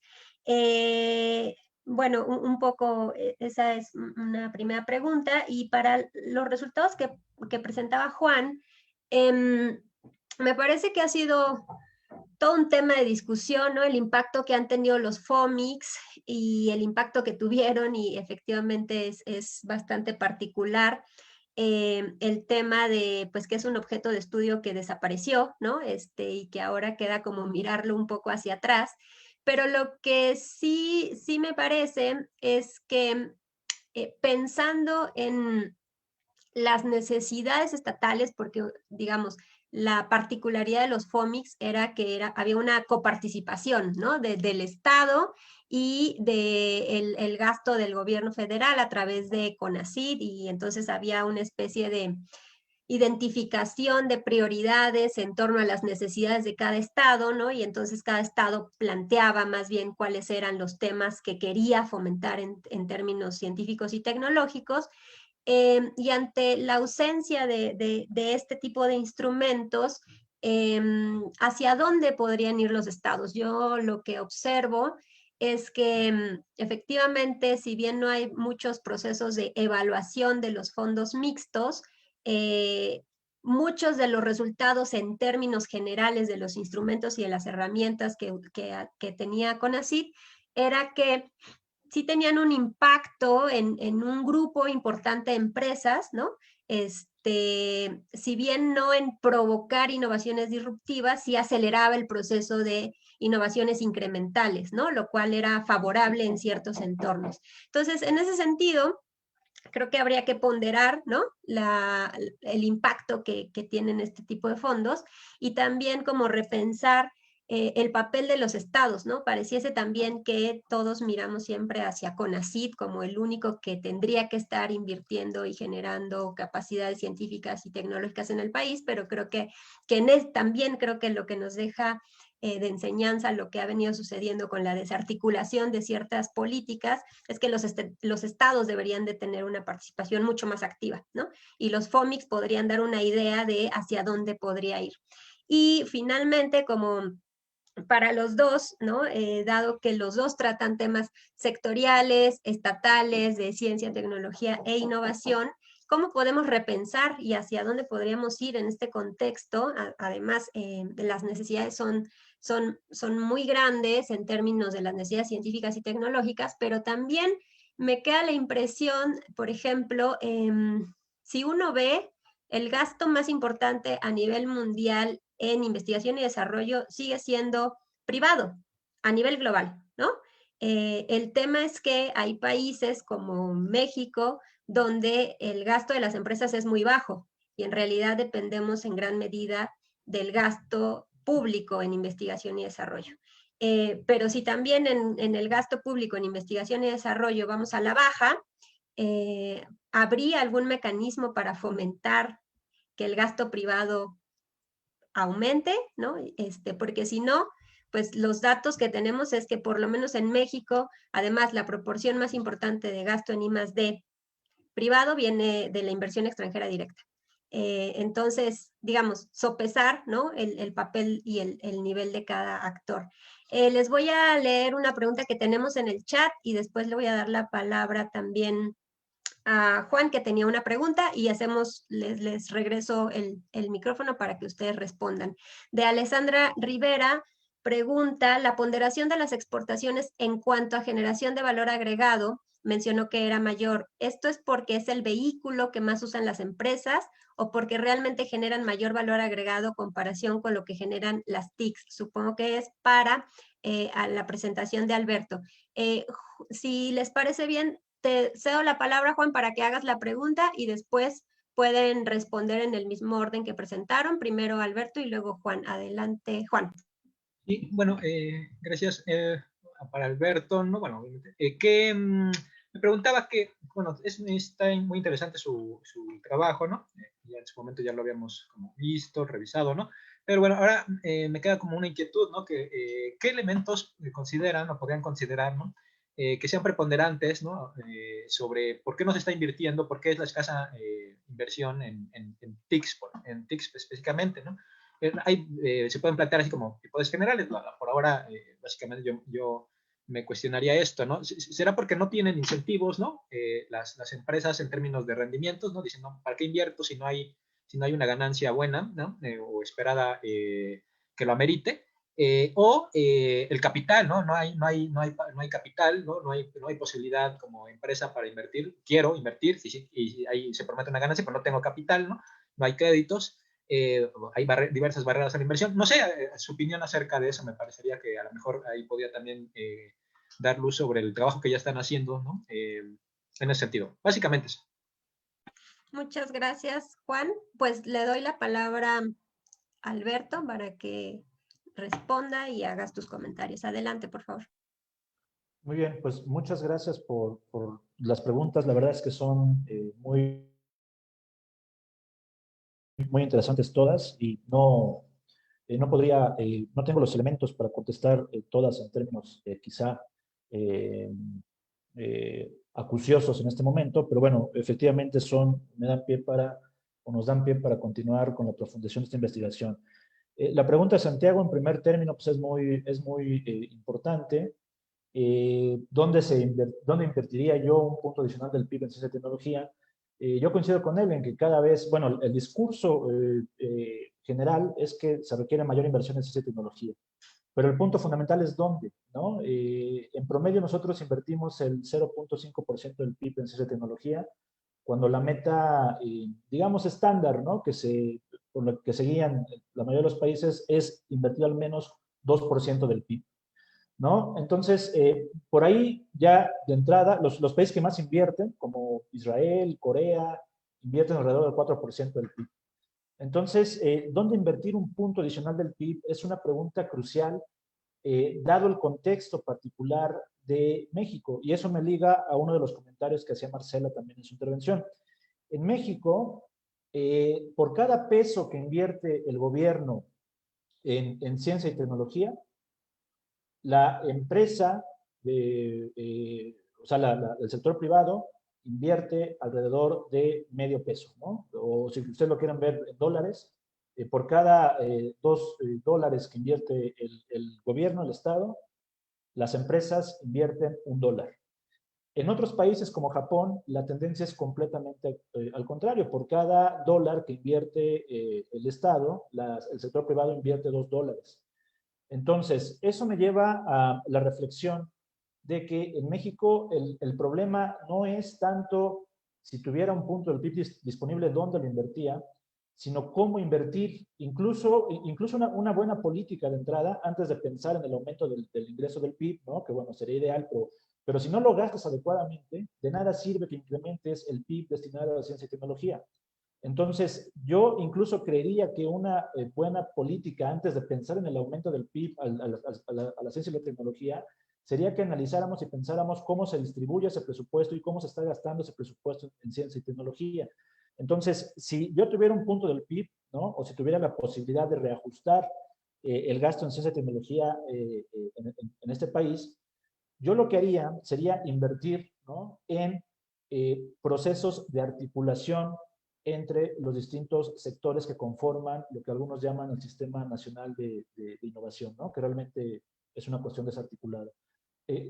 Invertir en la articulación de los diferentes sectores implica invertir en entidades estatales privadas que se encarguen de vincular los esfuerzos en materia de desarrollo científico y tecnológico que realizan las universidades y los centros públicos de investigación y darlos a conocer a las empresas. Las empresas no hablan el mismo lenguaje que los investigadores, no están al tanto de las investigaciones que se hacen que podrían contribuir con el desarrollo en fin, del sistema productivo que ellas tengan.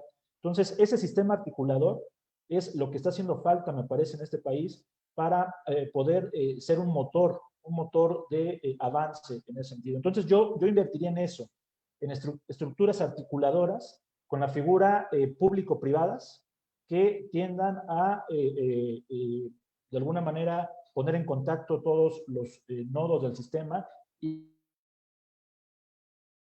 encontrar fuentes de oportunidad de inversión y traducir las investigaciones científicas y tecnológicas en nuevos y mejorados sistemas productivos, productos, etcétera. Yo haría eso, ¿no? Es lo que he visto que han hecho en algunos otros países, ¿no? Forman consejos de expertos para saber dónde se invierten los recursos, en fin. Entonces, yo creo que lo que hace falta, me parece a mí, es, incluso lo que ya se tiene, invertirlo mejor.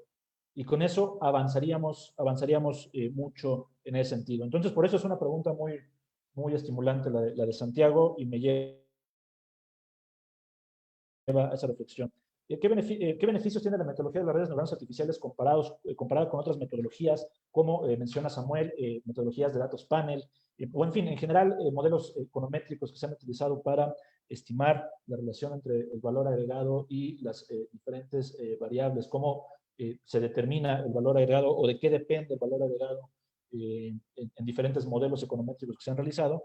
Bueno, no sé si es una ventaja, pero sí es una diferencia fundamental de la metodología de las redes neuronales artificiales, y es el hecho, bueno, en esa metodología, al igual que los modelos estadísticos tradicionales o los modelos econométricos, se tiene una variable dependiente, es decir, una variable que queremos explicar, y un conjunto de variables independientes, y lo que queremos ver es, de alguna manera, cuál es el peso explicativo de cada una de estas variables para explicar el fenómeno o nuestra variable dependiente, ¿no? El fenómeno que queremos explicar. Es decir, en ese sentido, los dos tipos de metodologías son exactamente lo mismo. La diferencia es que mientras nosotros partimos de un diseño preestablecido o preelaborado cuando hacemos modelos econométricos, es decir, nosotros suponemos, o con base en la teoría, nosotros más bien lo general o lo ideal, ¿no? Es que nosotros con base en la teoría tenemos un modelo preestablecido que podamos de alguna manera corroborar con los datos empíricos realizando un modelo econométrico. Es decir, la cosa del diseño es fundamental para la realización de los modelos econométricos, ¿no? Nosotros lo diseñamos antes, e incluso cuando no llegamos a los resultados deseados, pues lo ajustamos, ¿no? Y vemos ahí, en fin, ustedes saben, ¿no?, cómo se ajustan los modelos econométricos. Sin embargo, cuando utilizamos metodología de redes neuronales artificiales, lo que hacemos es dejar que las neuronas, entre comillas, es decir, por eso se llama así, que las neuronas aprendan de la propia información y puedan descubrir, ¿no?, como un proceso de aprendizaje, descubrir los propios patrones de interrelación que se encuentran presentes en las variables. Es decir, una cantidad de información la destinamos a que las neuronas aprendan, y con ese aprendizaje, el propio modelo de redes neuronales artificiales analiza el resto de la información estadística para encontrar estas relaciones estadísticas entre variable dependiente y variables independientes. Entonces, lo que nos arroja el modelo de redes neuronales artificiales, en realidad, es si ustedes lo quieren ver en términos de correlaciones, una correlación entre variables, resultado de la propia dinámica de los datos que estamos presentando, ¿no?, o estamos introduciendo en el modelo. Entonces, no necesitamos un modelo prefabricado o preconceptualizado antes para que nos arrojen resultados. En algunas ocasiones, ambas metodologías, tanto la de las redes neuronales artificiales como los resultados econométricos, convergen mucho, y en otras ocasiones no. Entonces, esa es la diferencia en términos metodológicos de ambas cuestiones que preguntaba Samuel. Pero bueno, lo estoy diciendo de manera muy rápido, pero básicamente esa es la diferencia en términos de metodología, y por eso nosotros vemos un gran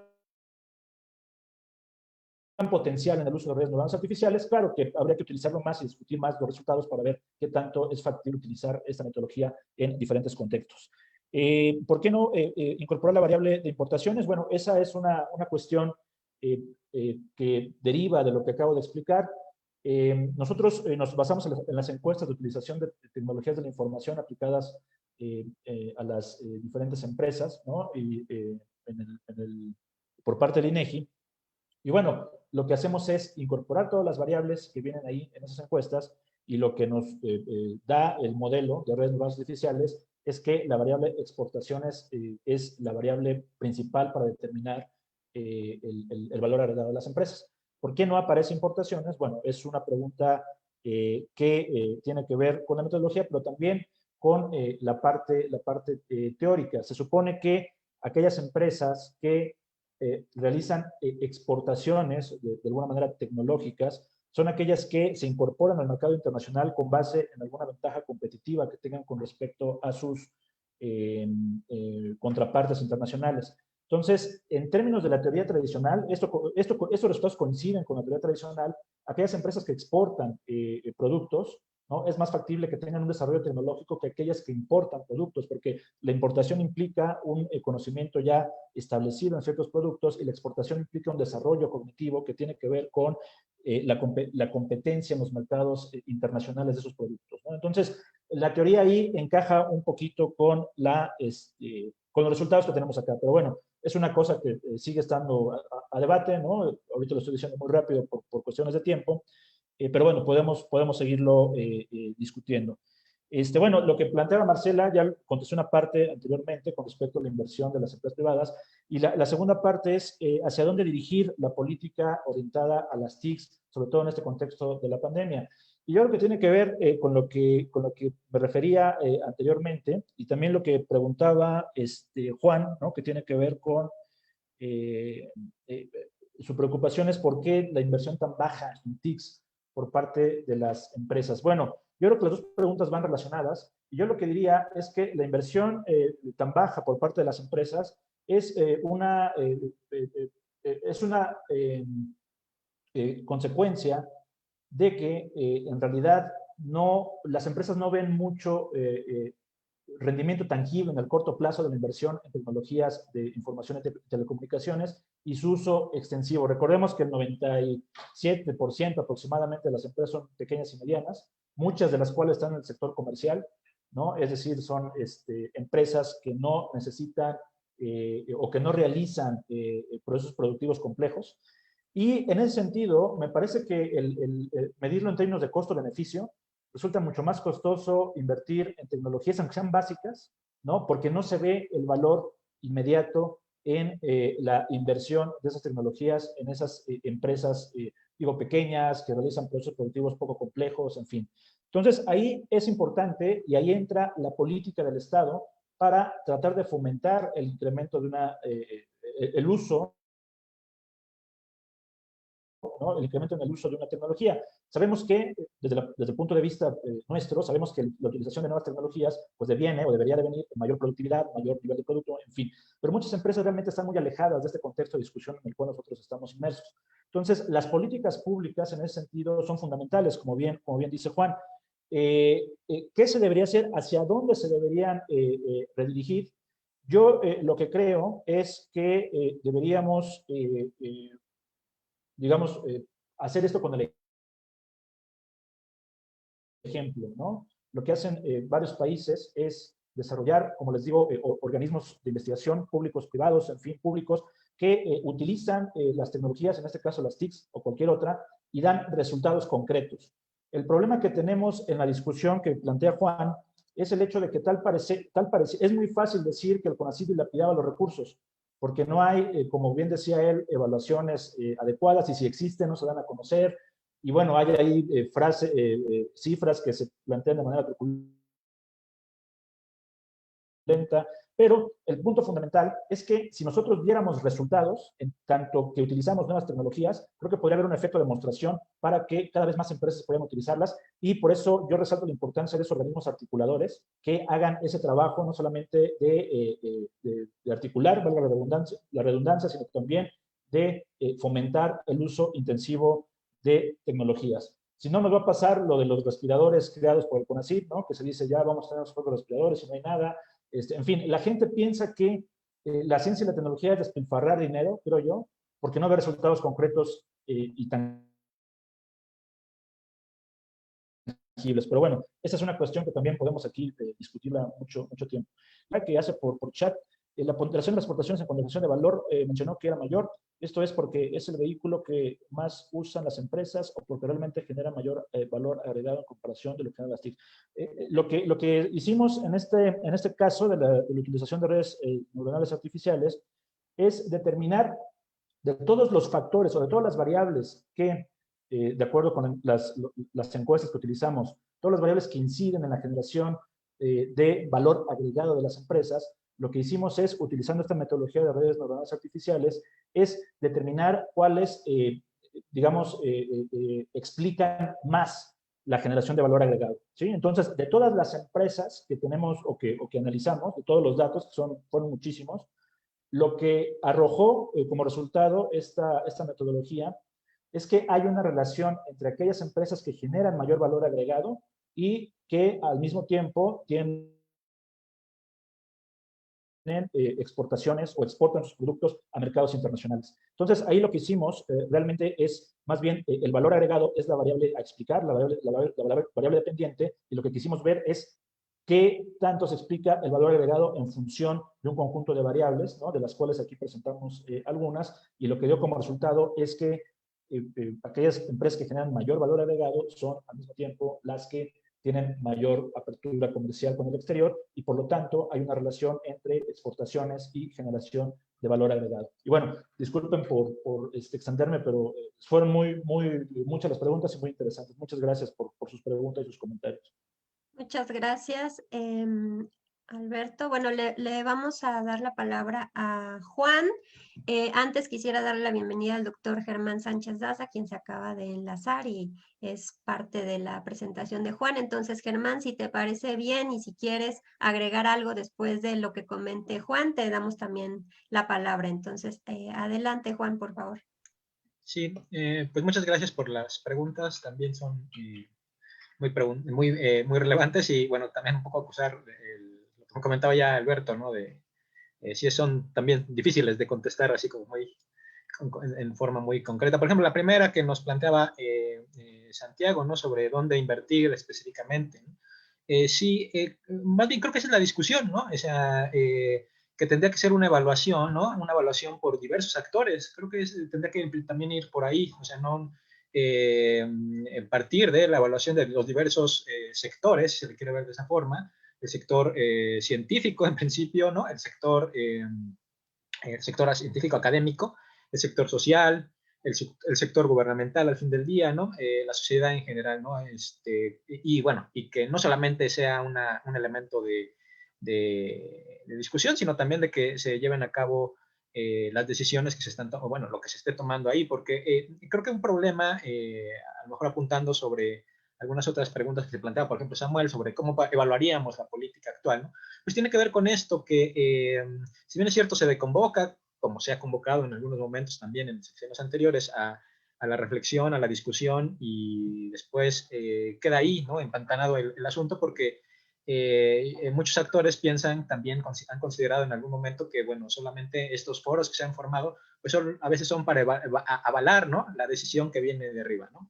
Entonces, bueno, sí creo que sería interesante que realmente se pongan a discusión, que se estén discutiendo y ya se están discutiendo, pero que también se tomen en cuenta las conclusiones a las que se llega. Sabemos que es difícil, sabemos que estos, obviamente ya hay una negociación, ya hay negociaciones, ya hay un eje en el cual se quiere avalar, pero bueno, sí tomar en cuenta la parte que reflexiva, en este caso por parte de los científicos y de la parte académica, ¿no? En sus diferentes niveles, ¿no? También eso se acusa por parte que solo hay decisiones de un solo sector de la academia. Creo que también eso es importante, ¿no? Que se debería de abrir más estas discusiones, ¿no? Bueno, eso es un primer elemento, ¿no?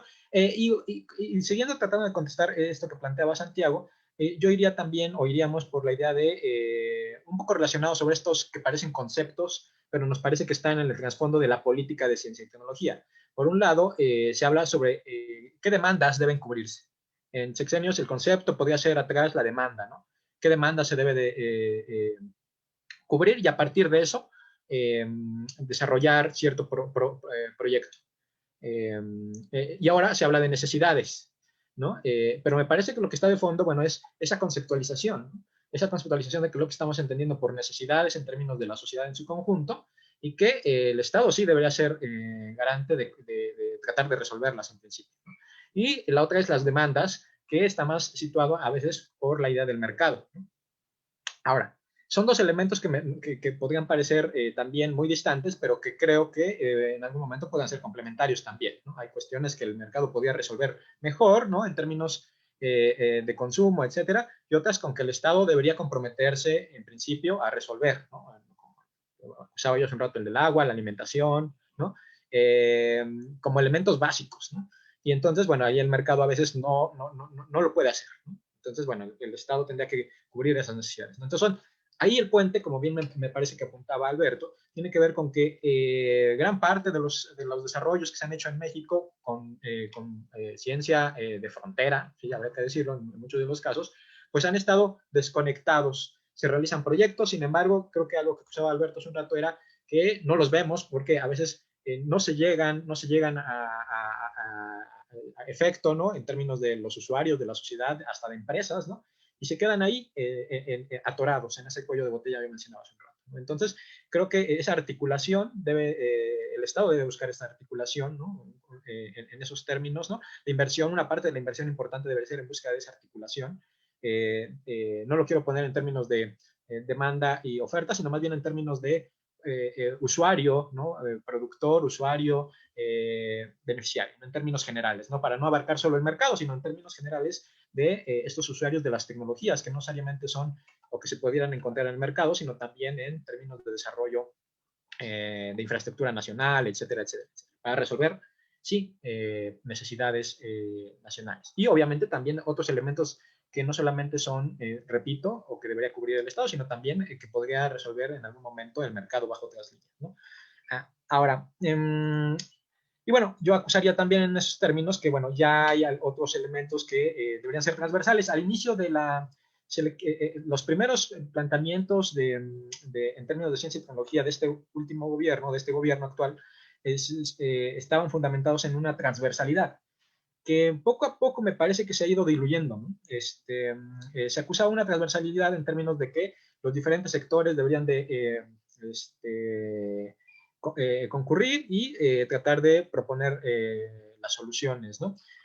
Y bueno, no nos parece que esa transversalidad esté como funcionando demasiado hoy, ¿no? En esos términos, porque básicamente ha sido de arriba para abajo totalmente. Es cierto, el eje lo debe llevar el gobierno, nos parece, obviamente debe haber una conducción por parte del gobierno, sin embargo, en términos de ni siquiera los consejos, si se le quiere ver de esa forma, y las decisiones, o más bien la posibilidad de pronunciarse, pues ha quedado todas pues también supeditada en esos términos, nos parece, ¿no? O sea, algunos actores ahora pues han quedado totalmente muteados, y otros, pues sí, empiezan a pronunciarse, sin embargo, tampoco es que se les está dando tanta participación, ¿no? En esos términos, ¿no? Entonces, la transversalidad, pues sí, debería ser un esfuerzo por parte del actual gobierno para la toma de decisiones en términos de información, de opinión, etcétera, ¿no? Entonces, bueno, ahí están esos elementos que la política de ciencia y tecnología creo que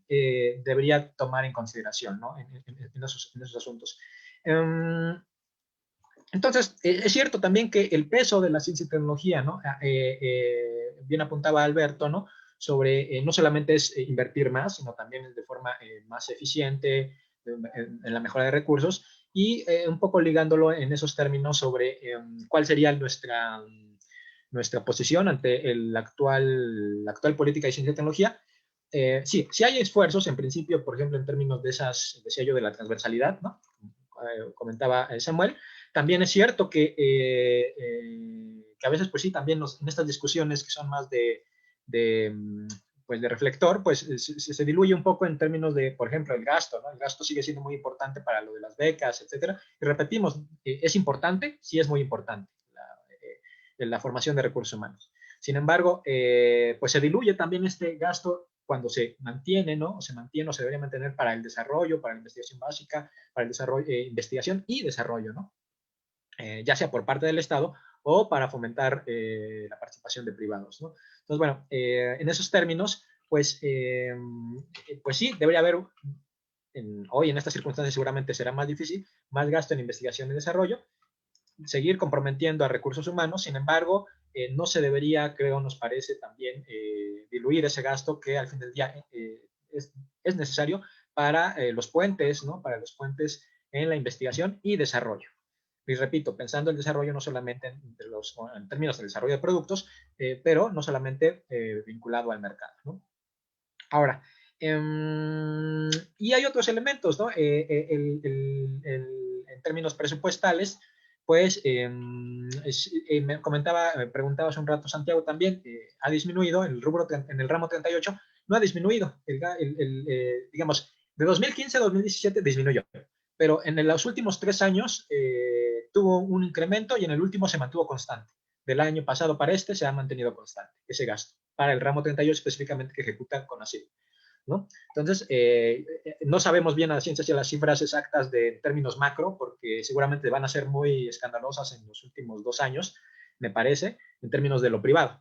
Seguramente habrá una reducción importante, ¿no? Eso sí, y bueno, eso lo sabremos seguramente no muy pronto por las cifras, cómo se datan, ¿no? Y bueno, sí, acusando esas cifras, ¿no?, del ramo 38, un poco en términos generales, sí, se matiza el sesgo que va a dar la política, pero básicamente tampoco es que haya mucho margen de maniobra, ¿no? Algo que acusamos, por ejemplo, en parte, y que hay cosas que cambian con los gobiernos, hay cosas que se mantienen con los gobiernos, y un elemento que se mantiene, o más bien que se polariza, es esta parte del margen de maniobra de CONACYT, que es con lo que inicié, ¿no? O con lo que se inició.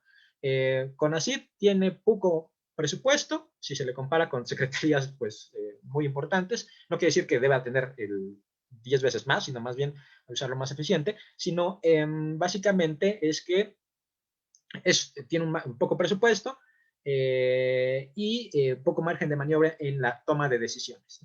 Ahora, una parte importante de este recurso, lo que podemos, me parece, imaginar, es que va para Secretaría de Energía, va a ir para Secretaría de Energía en términos de el gasto de ciencia y tecnología. Y pues básicamente seguramente estará destinado a tecnologías que no necesariamente son las más de frontera, ¿no? Es un recurso que seguramente se seguirá utilizando, el petróleo, sí, no, eso también habría que decirlo, ¿no? Pero bueno, también no podemos estar tampoco al margen de lo que, o encerrarnos de lo que suceda en el exterior, ¿no? Vivimos, independientemente de los cambios que haya en la política, en la forma de gobierno, en la postura que se tenga, tampoco podemos vivir digamos, encerrados y ignorar lo que está pasando afuera, ¿no? Porque nos afectan precios, porque nos afectan las importaciones mismas, los insumos, etcétera. Y en cuestión de ciencia y tecnología, pues tampoco podemos ignorar cuáles son los desarrollos externos y que nos pueden ayudar en términos de cubrir las necesidades que tiene el país, ¿no? Entonces, bueno, en ese sentido, creo que sí sería un error, o es un error, nos podría parecer que pensar una política de ciencia y tecnología totalmente ausente de lo que pasa en otros sectores tecnológicos, ¿no? En sectores tecnológicos que se están modernizando, que se están desarrollando y que están apareciendo nuevos, ¿no? Entonces, bueno, habría que ver y evaluar de cuál podríamos ser usuarios también, ¿no? Y necesitar de ellas. Y bueno, ya para terminar, en términos de lo que plantea Marcela, ¿no? Es cierto, sí, es cierto, no hay, digamos, hay proyectos muy buenos en términos no solo de Phonics, sino puede ser ahí de lo que realizan en los PEI. Sin embargo, creo que ahí la articulación, yo subrayaría, la articulación es lo que está fallando, y sí recalcaría esta idea, ¿no?, que con la que empecé, que a lo mejor parecía no tan darle tanta importancia, es la visión de mercado, ¿no? O sea, repito, o sea, un problema es de, bueno, ya desarrollamos este producto, hicimos este proyecto, puede ser de ciencia básica, o este prototipo, sin embargo, hay un desentendimiento después. Ayudamos para la realización de una vacuna, etcétera, etcétera, y ya, bueno, yo ya te ayudé en esta parte y tú vete a triunfar afuera, ¿no? Y a resolver, que lo resuelva el mercado, ¿no?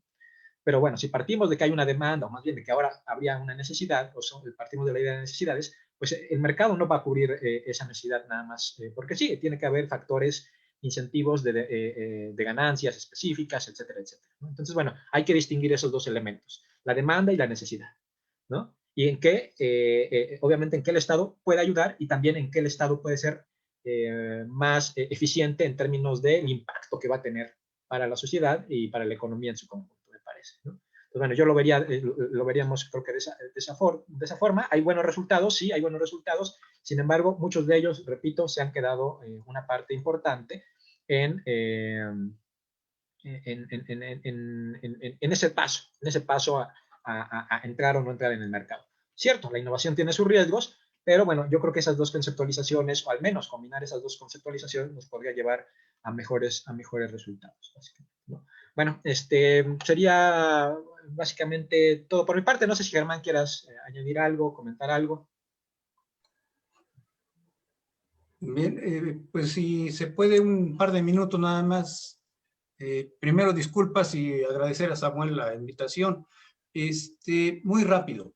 Yo creo que, y refiriéndome solo a la parte que se está discutiendo ahora sobre las políticas, pues yo apuntaría dos cosas básicamente. Primero, creo que lo que debemos de tener muy claro es que estamos en un momento de tensión económica y social para todos los actores. Y creo que es ahí donde nosotros nos tenemos que ubicar para discutir y proponer. La política de ciencia y tecnología hoy por parte del gobierno federal me parece que tiene algunas líneas de acción muy interesantes, muy importantes. Sin embargo, la manera en cómo se ha venido concretando me parece que no es clara.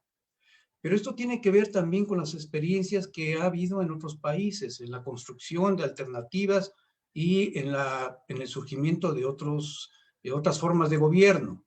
Si nosotros revisamos la experiencia de Venezuela, de Bolivia, de Ecuador, que han tratado de postular nuevas políticas de ciencia y tecnología, indudablemente que han tensionado a los distintos actores que participan en ellos, en esos sistemas de ciencia y tecnología. Y hoy estamos en esto, ¿no? Entonces la pregunta es, nosotros como investigadores, como actores sociales, ¿cuál es la manera en cómo podemos participar y aportar? Porque no nada más es la ciencia y la tecnología. Ayer se aprobó la nueva ley de educación superior y también somos universitarios. Y entonces ahí es donde yo siento que no hemos todavía tomado conciencia de nuestra participación como actores sociales y contribuir desde el ámbito en el que estamos trabajando. Lo digo en términos más explícitos, más como actores sociales, no solo como el investigador individual, sino como partícipe de las discusiones en las cuales nos encontramos. Y entonces aparece lo que ya señalaba Juan, precisamente parecieran solo dos posiciones en torno al debate de la ciencia y la tecnología, que creo que es mucho más amplio. Lo segundo, entonces, tendría que ver precisamente con esto de la tecnología. Creo que también debemos de tener claridad sobre el desarrollo tecnológico en el ámbito mundial. ¿Cuáles son las limitaciones y las potencialidades que hay en una economía mundial que está formada, está hegemonizada por empresas transnacionales, por las redes globales? Y ahí hay una enorme investigación que se ha venido realizando en todo el mundo y en particular en México sobre el impacto profundo y real de este desarrollo tecnológico. Entonces, me parece que eso también está a debate y, por supuesto, entonces, considerar este problema de la economía mundial, la transferencia de ciencia y tecnología o el desarrollo de esta en el ámbito de lo que es la acumulación y la reproducción del capital. Que finalmente es lo que va condicionando todo esto. Solo quería yo concluir con el ejemplo de lo que aconteció en todos estos años. Precisamente, creo que fue Batres el primero que dijo ahí por principios de los 90, algo así, ya como director del CONACYT, dice, no, pues ¿para qué quieren más dinero? El problema no es de dinero, no es mayor inversión, sino qué estamos haciendo con él. Y bueno, por ahí entonces también ya empezó a imponerse pues este nuevo paradigma de la ciencia y la tecnología a nivel mundial, todo esto que ya hemos vivido. Pero pues obviamente también esto ya viene haciendo, pues está debatiendo sobre todo ello, que tiene que ver también con la disciplina, la transdisciplina, la crisis, para algunos, la crisis civilizatoria, pero que finalmente también nos tiene que trastocar a nosotros. En la década de los 90, si ustedes les preguntaban a los investigadores de las ciencias duras o le decían, oye, ¿qué onda con la innovación? ¿Innovación? No, mi conocimiento es puro, es la ciencia. Es decir, no había esta idea. Hoy, por el contrario, ya los investigadores de este tipo de desarrollos más duros, pues ya están hablando sobre la innovación, etc. Es decir, nos encontramos frente a un cambio. Eso es en concreto. Nos encontramos frente a un cambio y que, pues yo creo que tendríamos que seguir debatiendo en torno a esto, pero repito, vinculado con nuestros propios intereses como actores sociales, ser partícipes de esta transformación o simplemente tomar una posición también de manera más explícita, porque finalmente el proceso de acumulación pues también está beneficiando a algunos, pero también está perjudicando a una gran mayoría, y que creo que es el fondo del cuestionamiento del modelo. Ahora, ¿qué podemos aportar nosotros en términos de políticas? Pues yo creo que sí hay experiencias que podemos ir profundizando. Yo la dejaría a ese nivel. Muchas gracias. Muchísimas gracias, Germán. Pues ya estamos justo sobre el tiempo. Yo solo quisiera agradecerle al doctor Morales, quien tuvo problemas para volverse a conectar, pero pues les manda saludos y les agradece también sus comentarios y la invitación. Al doctor Juan Reyes y al doctor Germán Sánchez por sus palabras también y su presentación. Han sido muy ilustradoras y bueno, y nos dejan muchas cosas que pensar sobre el tema de la ciencia, la tecnología y la innovación.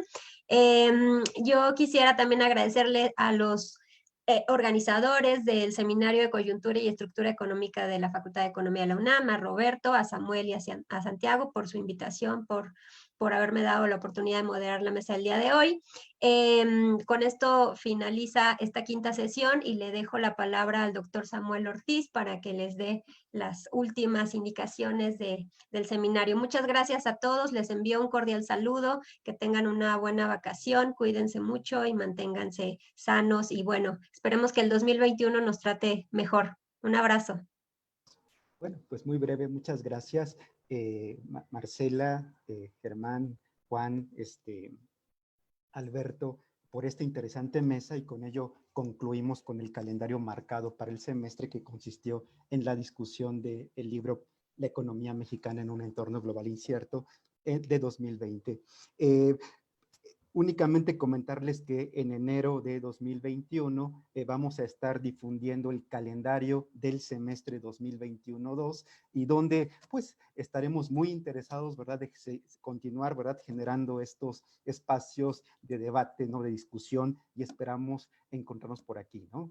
Cuídense mucho, felices fiestas, y nos vemos en 2021. Felicidades, Samuel. Hasta luego, hermano. Gracias, hasta luego. Juan. Hasta luego a todos. Hasta luego. Sel. Pues todos, hasta luego.